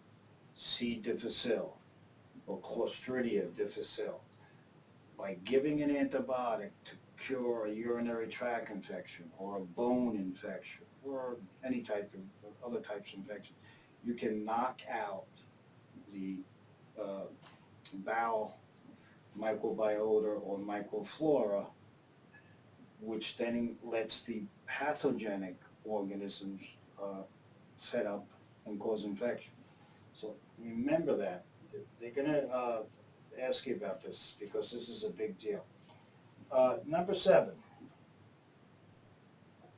and this will take us down to our break. We'll come back. So we're going to do medications.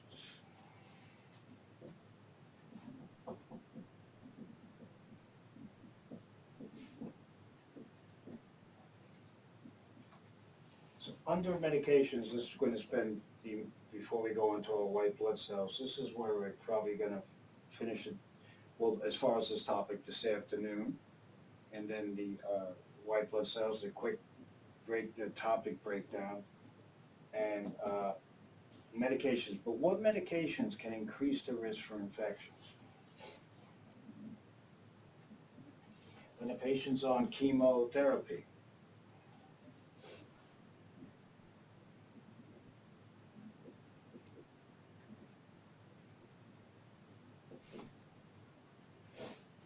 so when we get to the appropriate point with the immune and go into the bone marrow, but chemotherapy, when patients are used in treating various types of cancers, can suppress bone marrow activity. And if you recall from the anatomy 2 with hematopoiesis, that means you can decrease white blood cell production. So this can increase the risk for infection. So patients who are on chemotherapy, while the drug is killing the cancer cells, whatever type it may be, it also, certain drugs can increase the patient's risk for infection.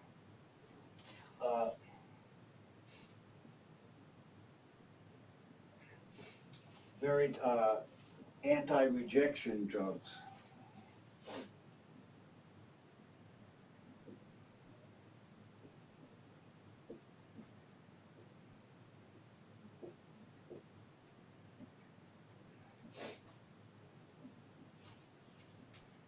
Anti-rejection drugs, and I should actually put another factor in I might have to put it in after 8. I left out immunocompromised patients.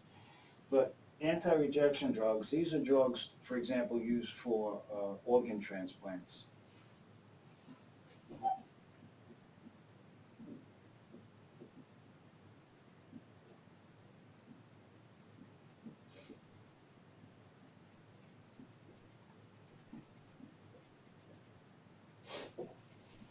So if a patient has a kidney transplant, for example, heart transplant, these drugs are given to the patient to prevent organ rejection.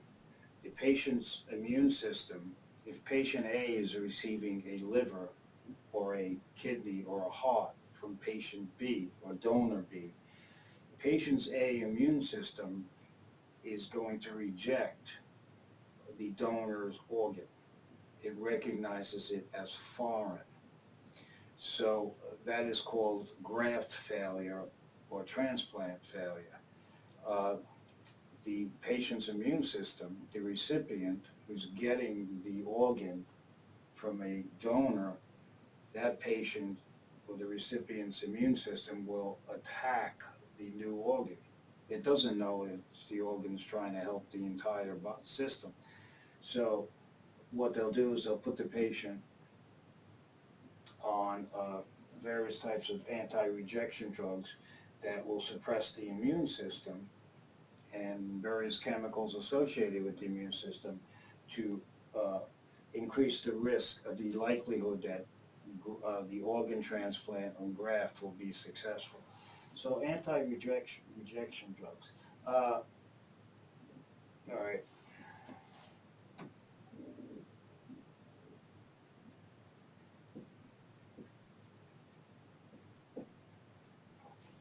Steroids.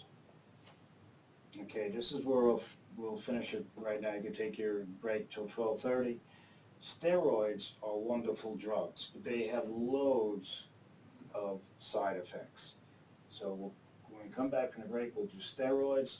I will also do acid reducing agents like Pepsid, Axid, and drugs like Nexium. And then we'll do our quick white blood cell thing, and that will be it. All right, I will see you at 12:30. Enjoy your break. Okay, welcome back, class.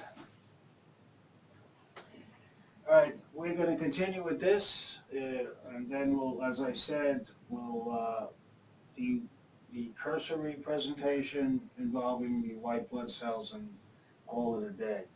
So we mentioned steroids, so I'm going to erase this right now. So we're at number 7. I will add a number 8 because I can't forget the overlook the immunosuppressed patients or patients with immune disorders, which increases their risk. So I'll add that to after we do medications. But let's pick up here.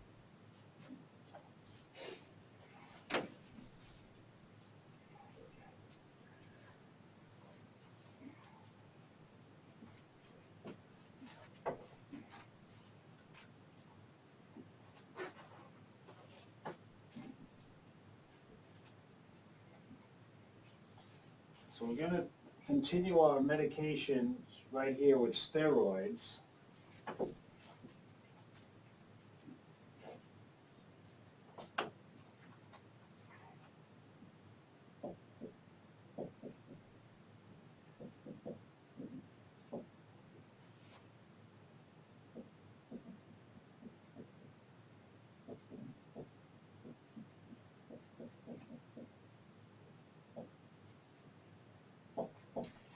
Overall, we're not doing the individual uses of steroids, but steroids can be given various ways. They can be given injected, they can be given IV, IM, PO, they can be applied to the skin, in the ears, uh, in the eye, the nose.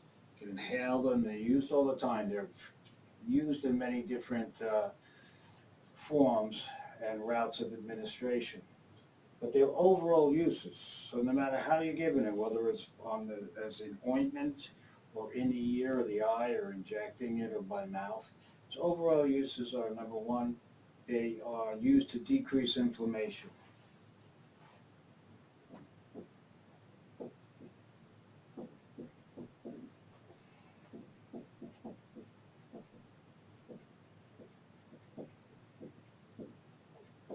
So I will do, when we do the white blood cells and immune system vaccines and such, I will go into inflammation in little detail, the components, what cause, some of the things that cause it.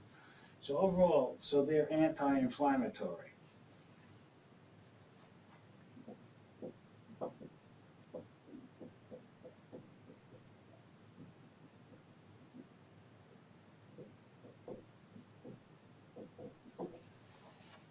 So they, and just to compare it,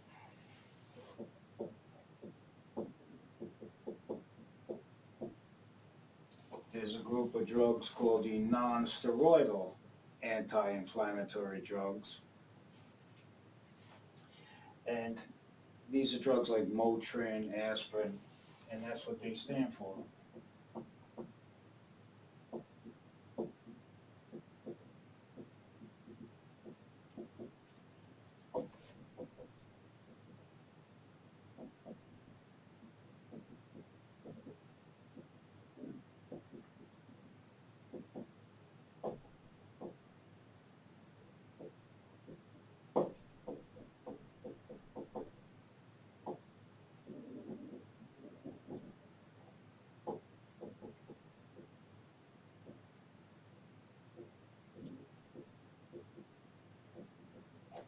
So these are some Motrin, Aleve, aspirin, naproxen. These are all NSAIDs. Tylenol, for any test, is not an NSAID.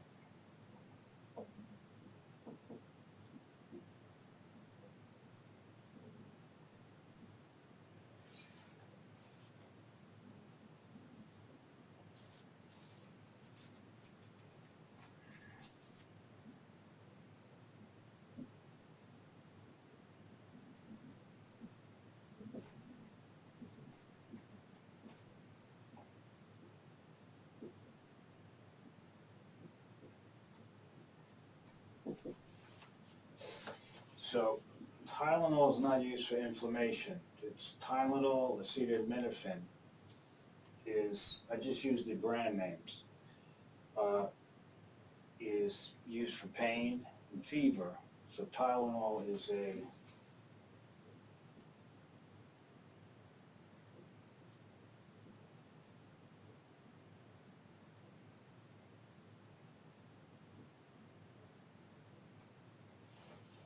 analgesic, means it's used for pain,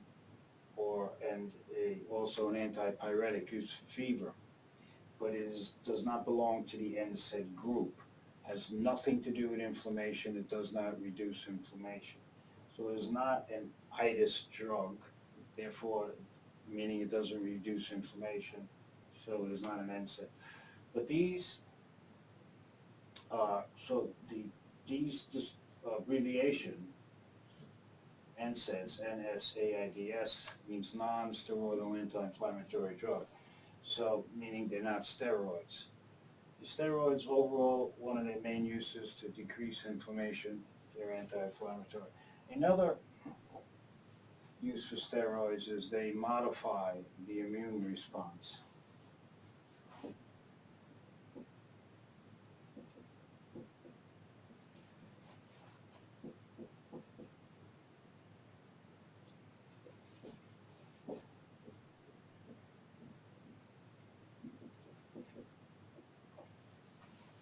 So the first and the second immediately make steroids a class of drugs that increases the risk for infection. So when a patient's put on a steroid, especially long-time steroid therapy, the risk for infection can increase with certain types of infections. The third is when you give steroids for adrenal gland disease.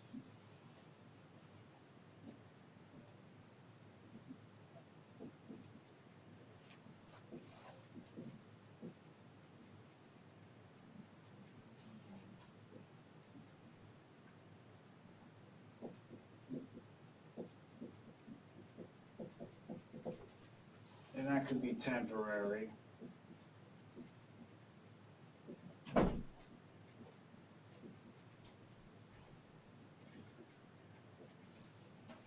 It could also be lifelong if the patient's adrenal glands are damaged permanently. Then they have to be on lifelong steroids. So it could be lifetime.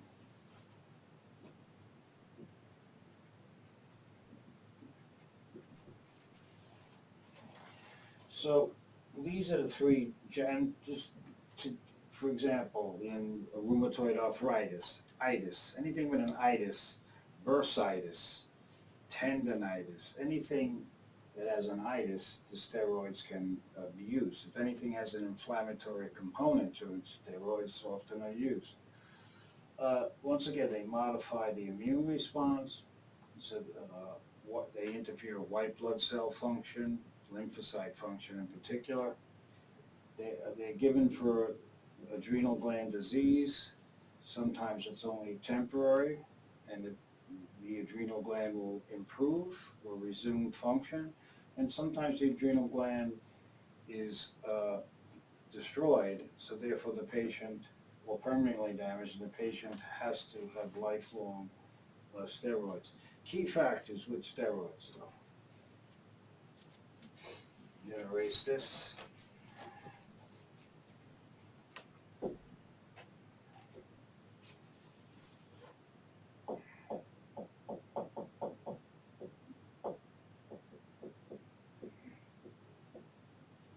So key factors with steroids. Number one, they have many side effects.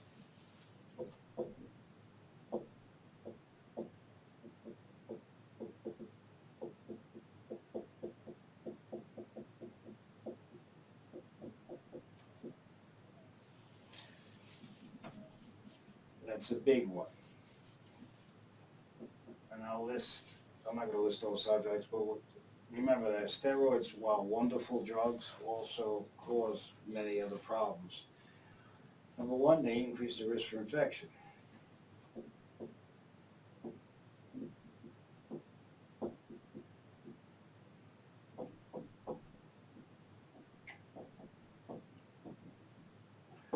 So when a patient's on steroid therapy, the RN should know, especially for a test, that they have to monitor for signs and symptoms of infection. Sudden cough, sudden fever, things like that. Number two, steroids increase your blood glucose level.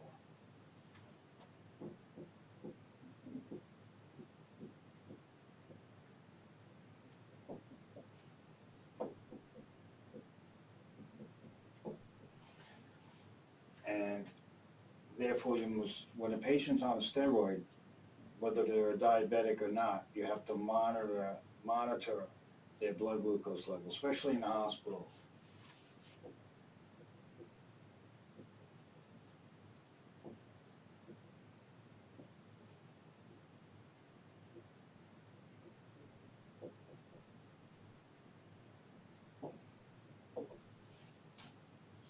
So students often ask, why do they have to measure a patient's blood glucose? They're not a diabetic. The best answer, until I see the patient's medication list, is the patient's probably on a steroid. And that's what steroids do. One of their normal functions is to increase blood glucose levels. For example, cortisol. Another big thing you must remember, so these are big things. They increase the risk for infection. They increase blood glucose level. And steroids, when you're going to remove them or withdraw steroids from a patient, they must be tapered. So they have to be tapered.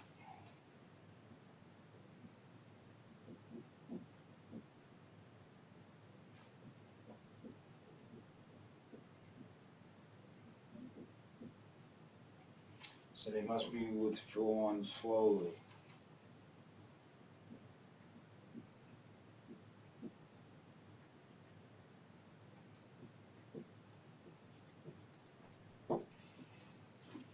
The reason for tapering is when you slowly reduce the amount of a drug given to a patient, steroids are that's the prototype example of tapering, especially if the patient's on high dose steroids or has been on steroids for a prolonged period of time. After 2 weeks of steroid therapy, patients should probably be tapered just to be safe.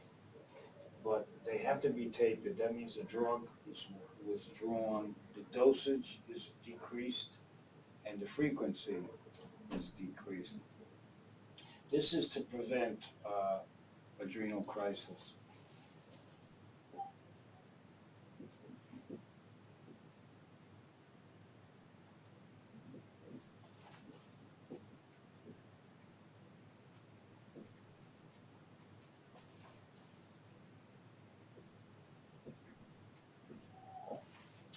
So when you give steroids and you stop them, the adrenal gland, the patient can go into adrenal crisis. That's severe.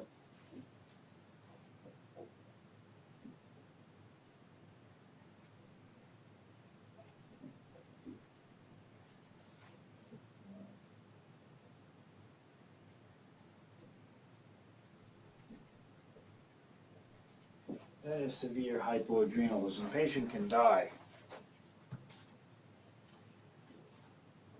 So always remember for a test, the sudden withdrawal of steroids can precipitate something called an adrenal crisis, which is severe hypoadrenalism. This patient can go into shock and die. So you must taper your steroids. So these are three key points with steroids. Number one, they increase the risk for infection. Sometimes they are used during an infection for a short period of time, depends on the infection. And that's for a variety of reasons. One reason is to support the adrenal glands.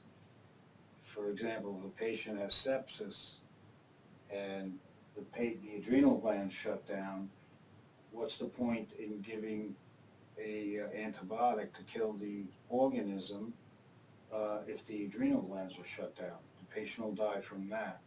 So very often, one of the reasons why a steroid is given during an infectious process is to preserve, to take over for the adrenal glands while they're shut down.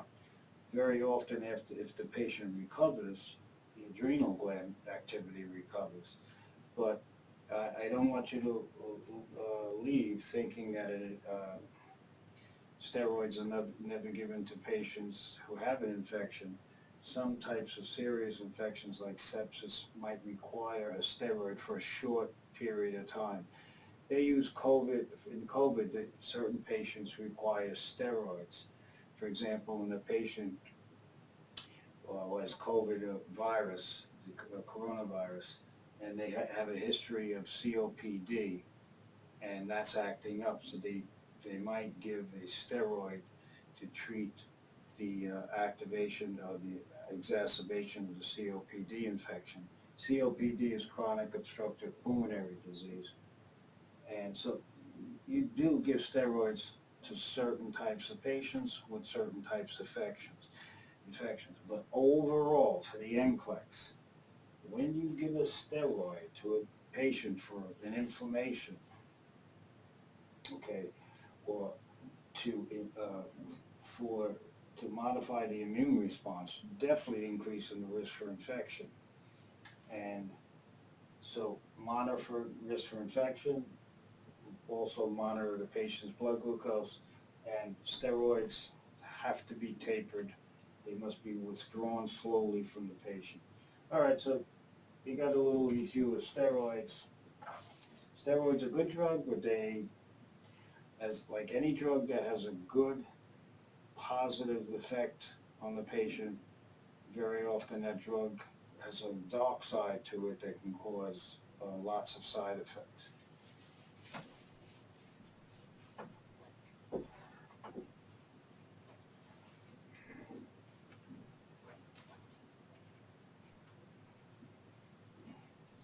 Okay, so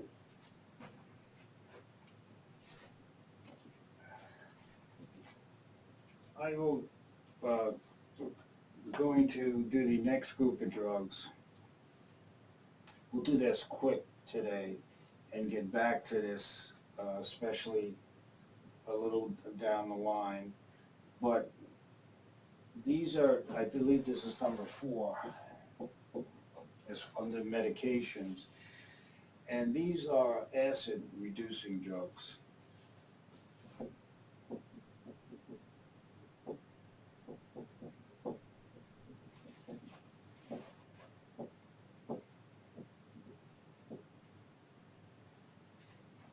So these drugs,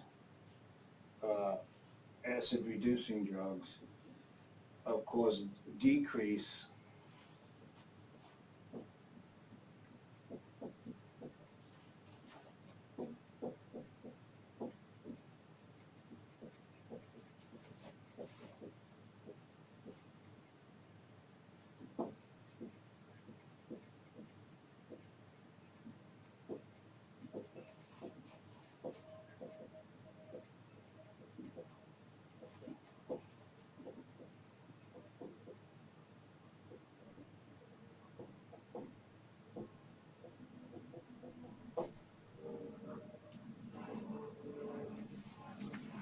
so hydrochloric acid is produced by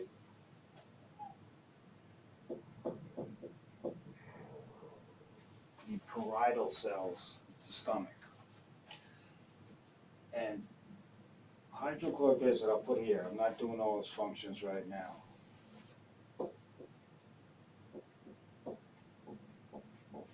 Hydrochloric acid has many functions, which we're not worrying about right now. We'll get to them later on in the course, but one right now that's very important is hydrochloric acid in the stomach. Hydrochloric acid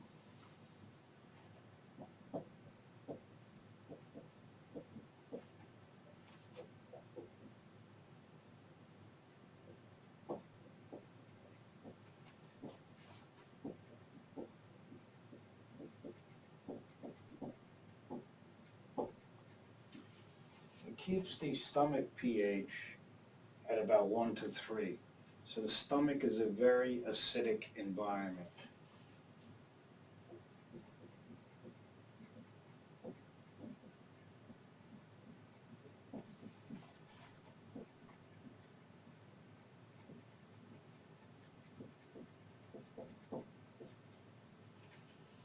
Okay, so this makes it very hostile to bacteria.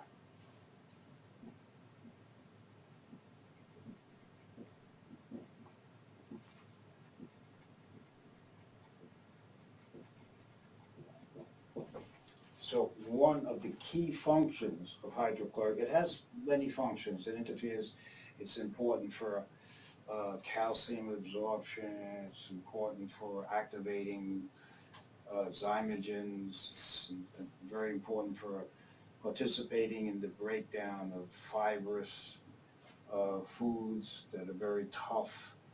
But it's number one that you got to remember is this is a natural antiseptic. This kills bacteria.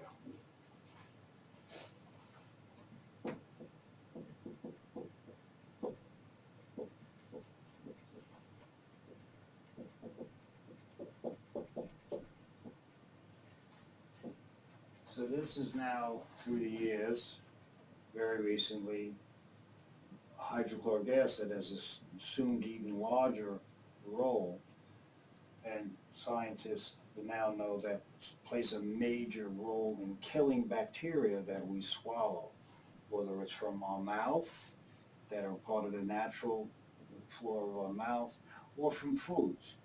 So this kills bacteria. So it's antibacterial.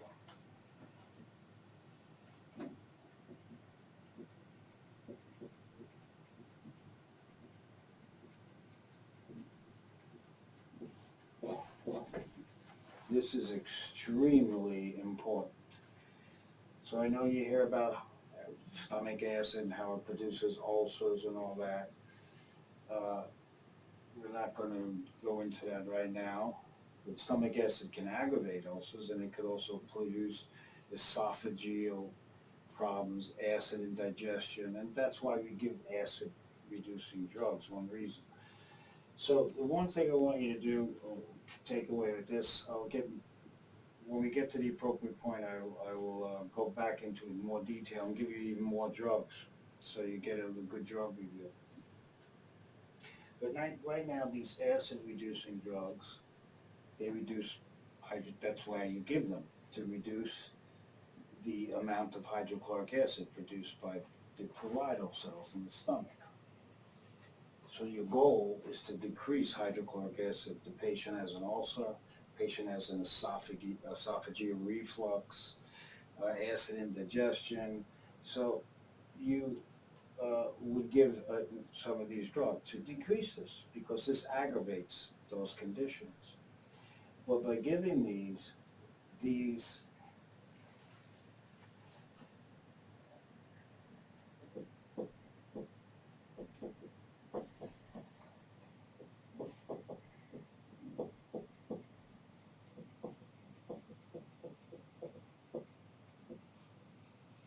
now, so you got to know that for the test. Next week I'll go more in detail, but I'm not going to start killing you with all this detail because the detail and the mechanism is not on the test. What I want you to know is acid-reducing drugs increase the risk for infection. They make a patient susceptible.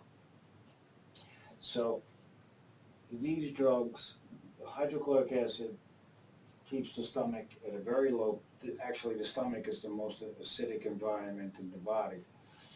And the acidic environment is very hostile to bacteria. It kills bacteria. So it has an antibacterial effect, very important. So it makes sense when you give a drug that decreases it, you're going to knock this out. And therefore, what do? You increase the risk for infection.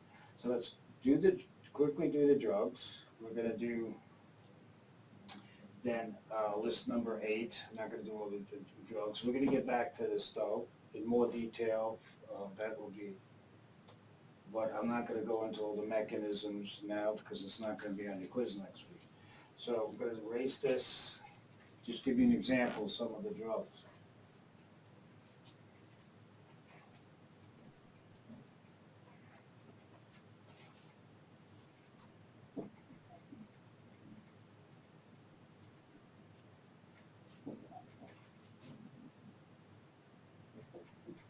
The first group of drugs are called the H2 receptor antagonists.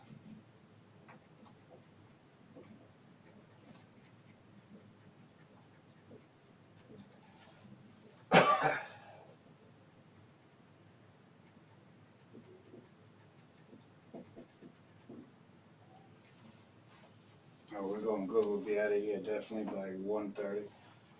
So the H2 receptor antagonists, H stands for histamine.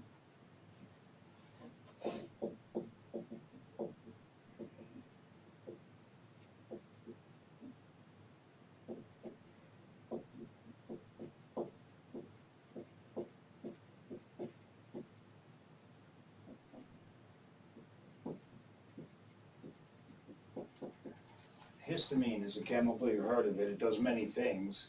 So I'm giving you another thing it will do. And I'll revisit histamine a little later in the semester. Well, it's a chemical. And it's one of the things it will do is it causes the parietal cells to increase gastric acid production. So it makes sense if you give a histamine type 2 receptor antagonist, that means it's going to block it. So these drugs will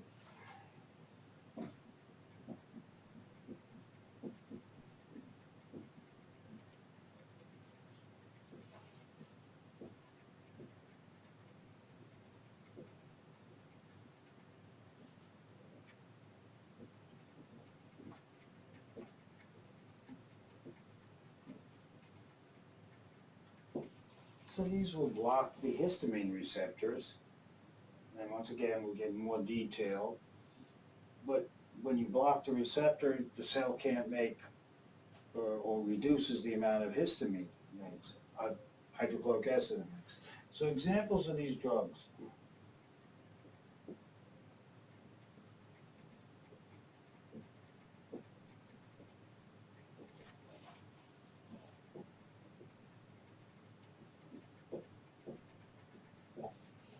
Pepsid. You've all heard of, most of us have heard of Pepsid. It's called famotidine. You can get prescription strength or over the counter. The over the counter is just as good. It's a very good drug. It's called famotidine, also known as Pepsid. It's an H2 receptor antagonist, or you know what? I like this better. Put blocker, because that's how it's, antagonists can block a receptor, but so to help you remember for the NCLEX also, these actually block the receptor. So antagonists can inactivate a receptor or block it. These are blockers. So these are H2 receptor blockers. Can you get away with calling them antagonists? Sure. But more specifically, what type of antagonist? It's a blocker. It blocks the receptor. So the other one is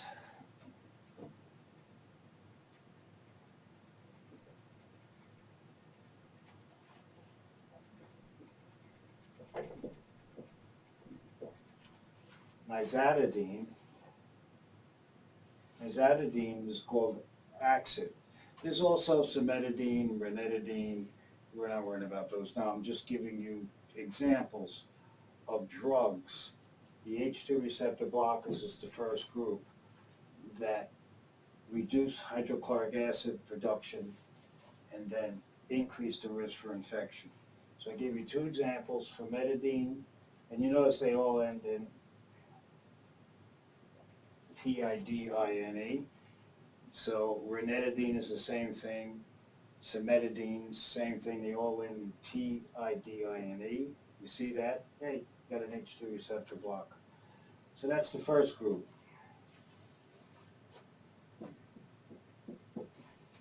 The other group is even more effective at blocking acid production and really carry a high risk for infection. These are the proton pump inhibitors.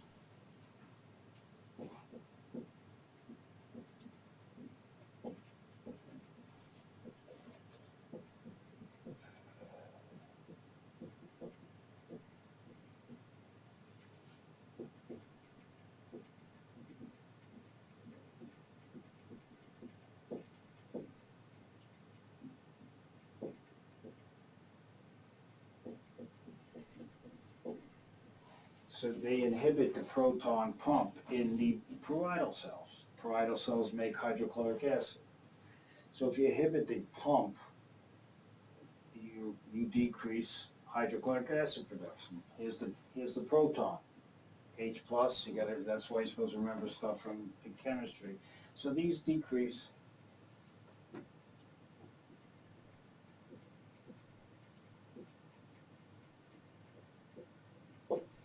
hydrochloric acid productions, and they can decrease it by as much as 70%. They don't stop hydrochloric acid production completely, but they dramatically decrease it.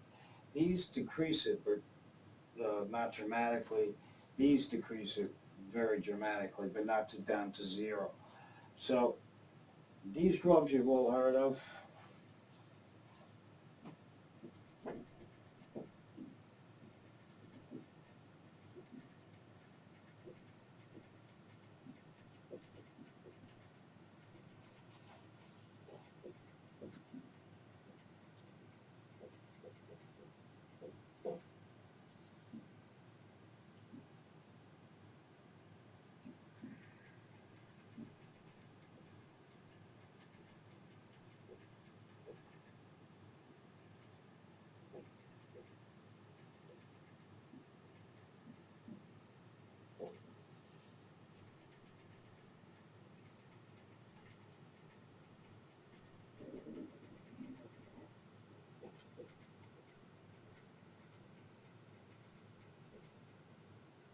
So these are some of them. Pantoprazole, which is known as Protonix, omeprazole, Prilosec, lansoprazole, Prevacid,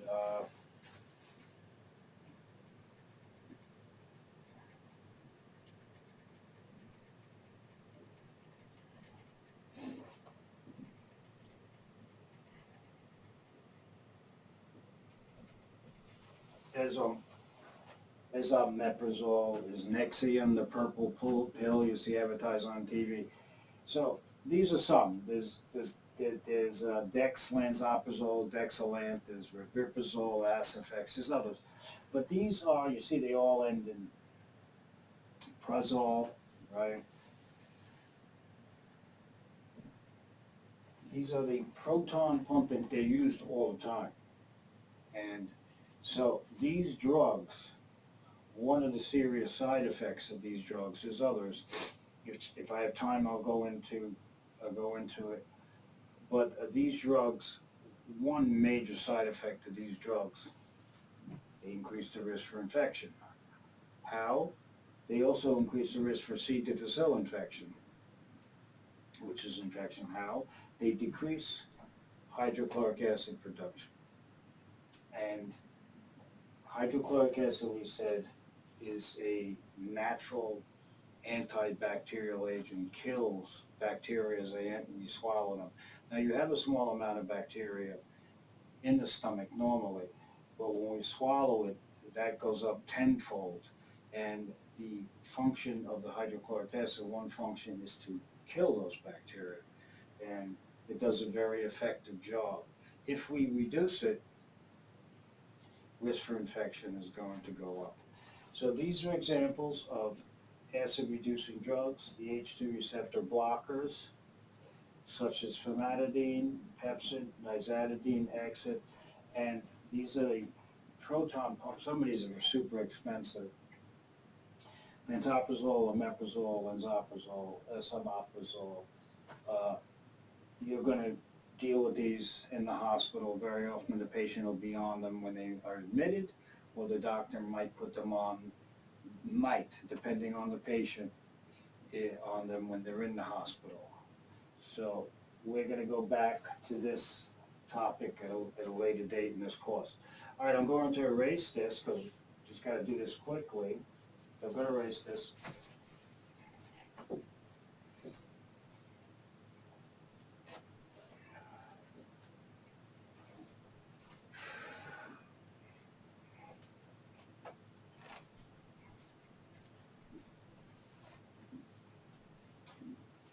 So the last category that I'm just going to do quickly before I do the white blood cells, which is even faster, is we're doing factors that increase patient susceptibility.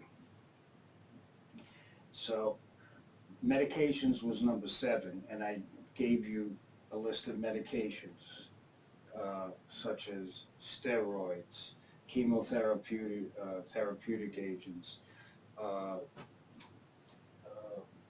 anti-rejection drugs. Then, of course, we use the acid-reducing drugs.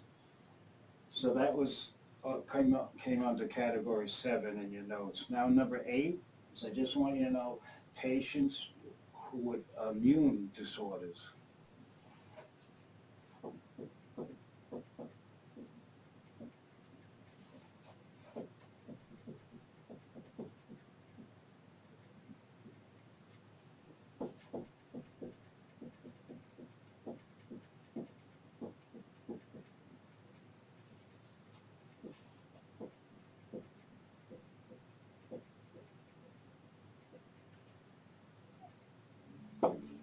So any type of patient that's immunocompromised because of medications, you could be immunocompromised.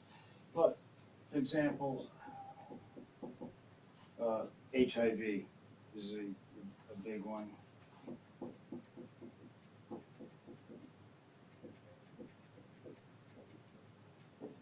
HIV infection immediately puts the patient at an increased risk for susceptibility, other types of infections. We're going to do that. I'm going to do indicated diseases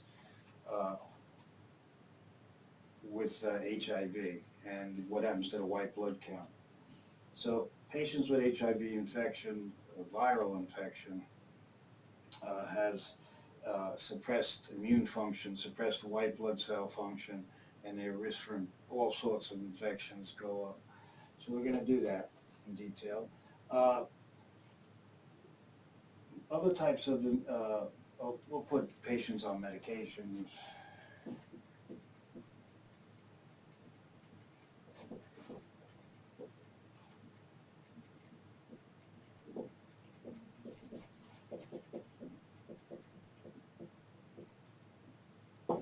And we did some of them, steroids, a big one, but chemotherapeutic agents and so forth.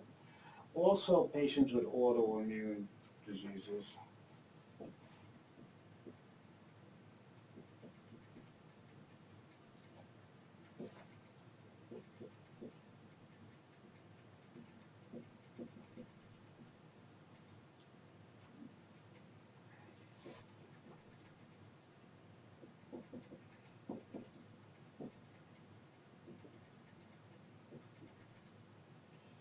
Patients with genetic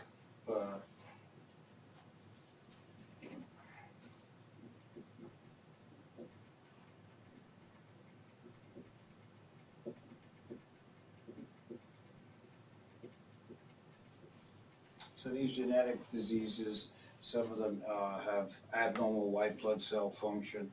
So these all are some sort of immune disorder. These all put the patient at an increased risk for infection.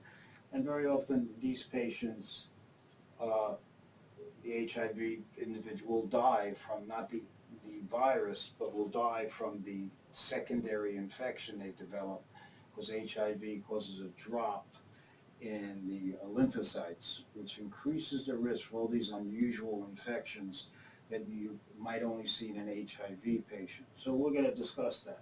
So we're done with this. We're done with the susceptible host. And I'm going to erase this.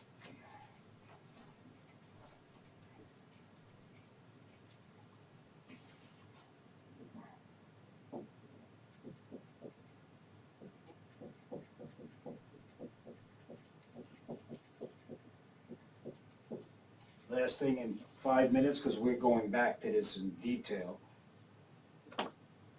But I want to expose you to the leukocytes. These are the white blood cells.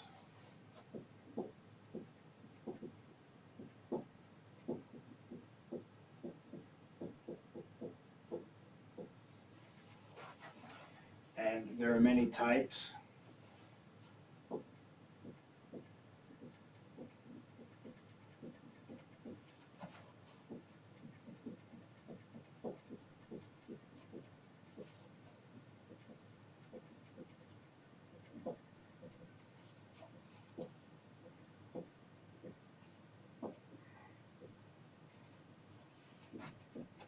So there are many types of different functions, and we're going to do them. So I'm not doing the origins of the white blood cell right now, but so the key point right here is there are many types of white blood cell. So example,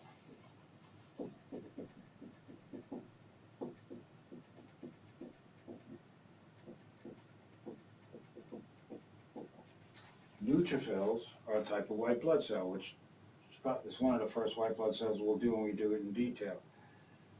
Neutrophils play an important role, right? They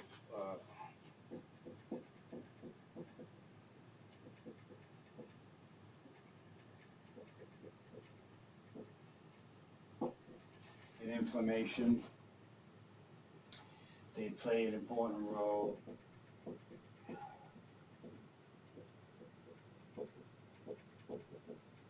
in phagocytosis. This is called cell eating. Only a few types of cells in the body can perform phagocytosis. White blood cells are them. So phagocytosis is when it engulfs and kills bacteria.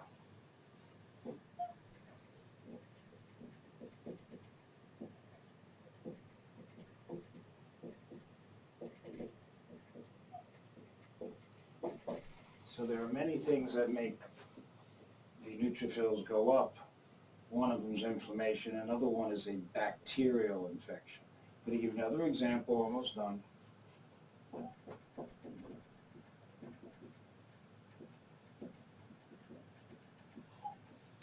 Eosinophils, type of white blood cell, they they have several functions, but one right now is they kill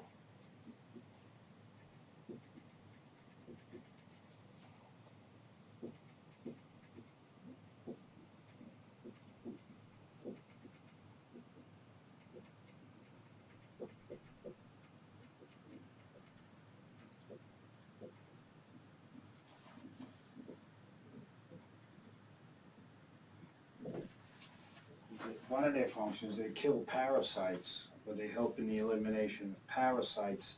An example, helminths. That is another name for worm. So you're going to see that some of you may see patients will have worm infections are common. So helminths is another term for worm.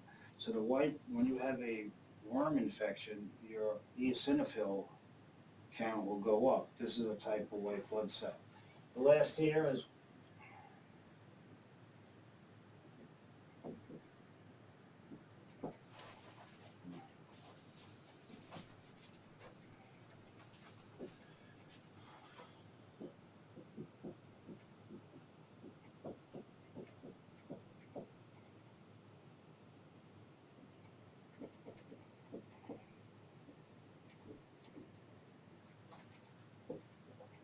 this you'll have to know for the NCLEX and then your mid-surg courses. This is the total white blood cell count.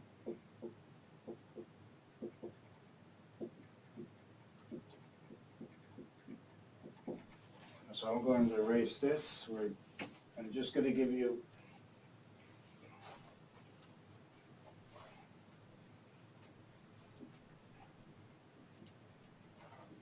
because we're going back to this is the last 60 seconds. So when you do a CBC, which we're going to do, the total white blood cell is 5 to 10,000. So what they mean, they don't tell you what type of white blood cells in the blood. They measure all the white blood cells in this specimen. So when you have a high white blood count,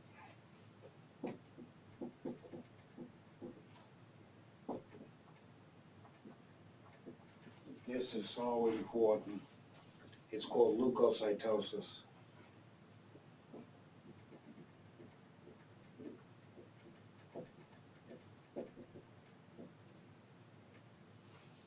So when the doctor or another nurse is telling you the patient has leukocytosis, that means their white blood cell count is going up. So when you have that, you're thinking, as an RN, there's a million reasons why, but think inflammation.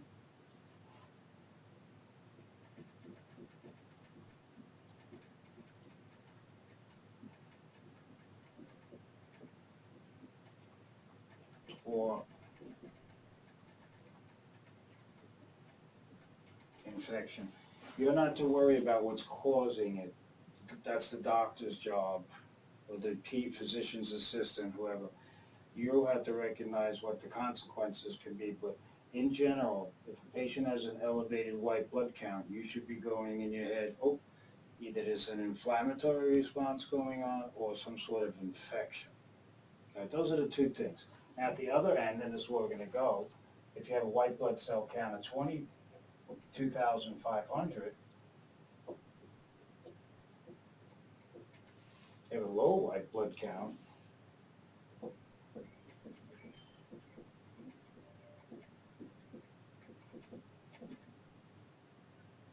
that's called leukopenia.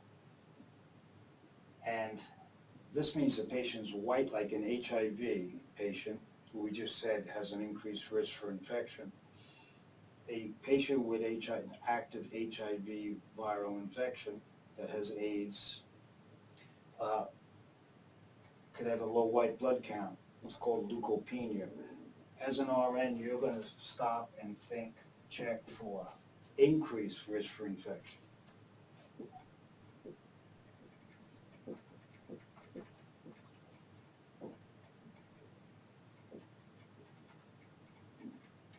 that's all I'm gonna say for now. It's not your job to figure out why the white blood cell count is so low. Is it bone marrow suppression? Is it due to a medication that's suppressing it?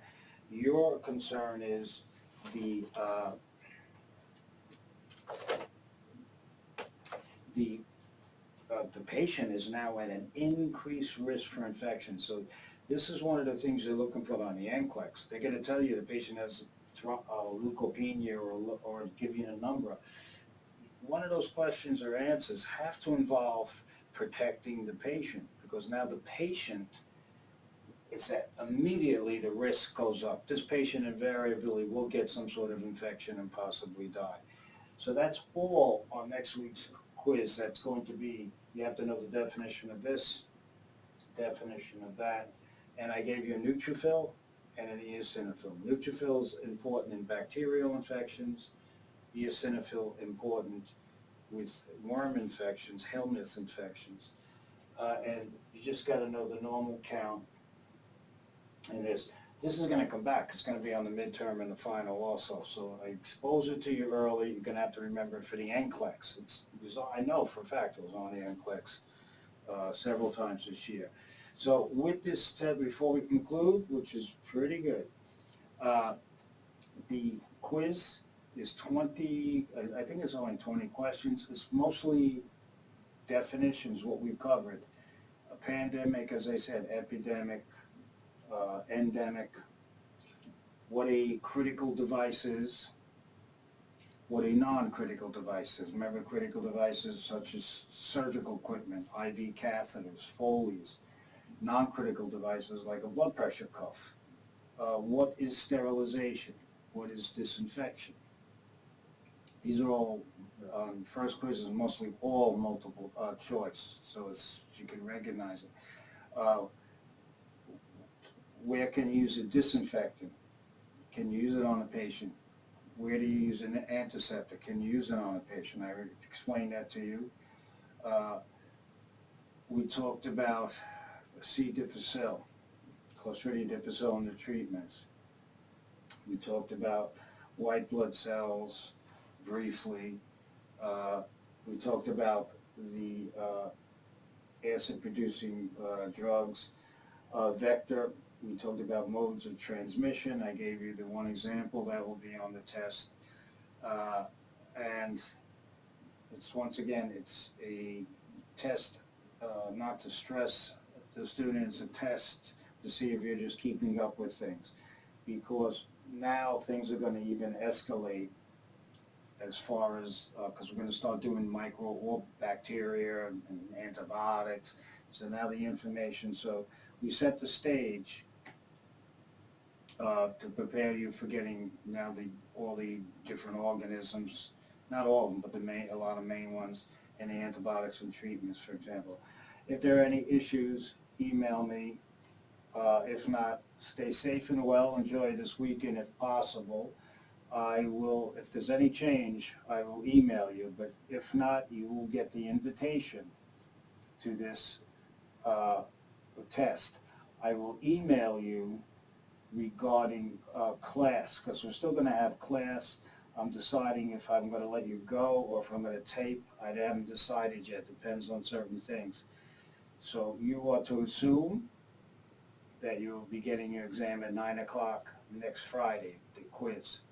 And after, I will let you know before then via email if we're going to have a live lecture after the quiz or whatever. So I will know, and then I will email you. Okay, I wish everybody well, and families also. I will see you on Friday. Any issues, email me.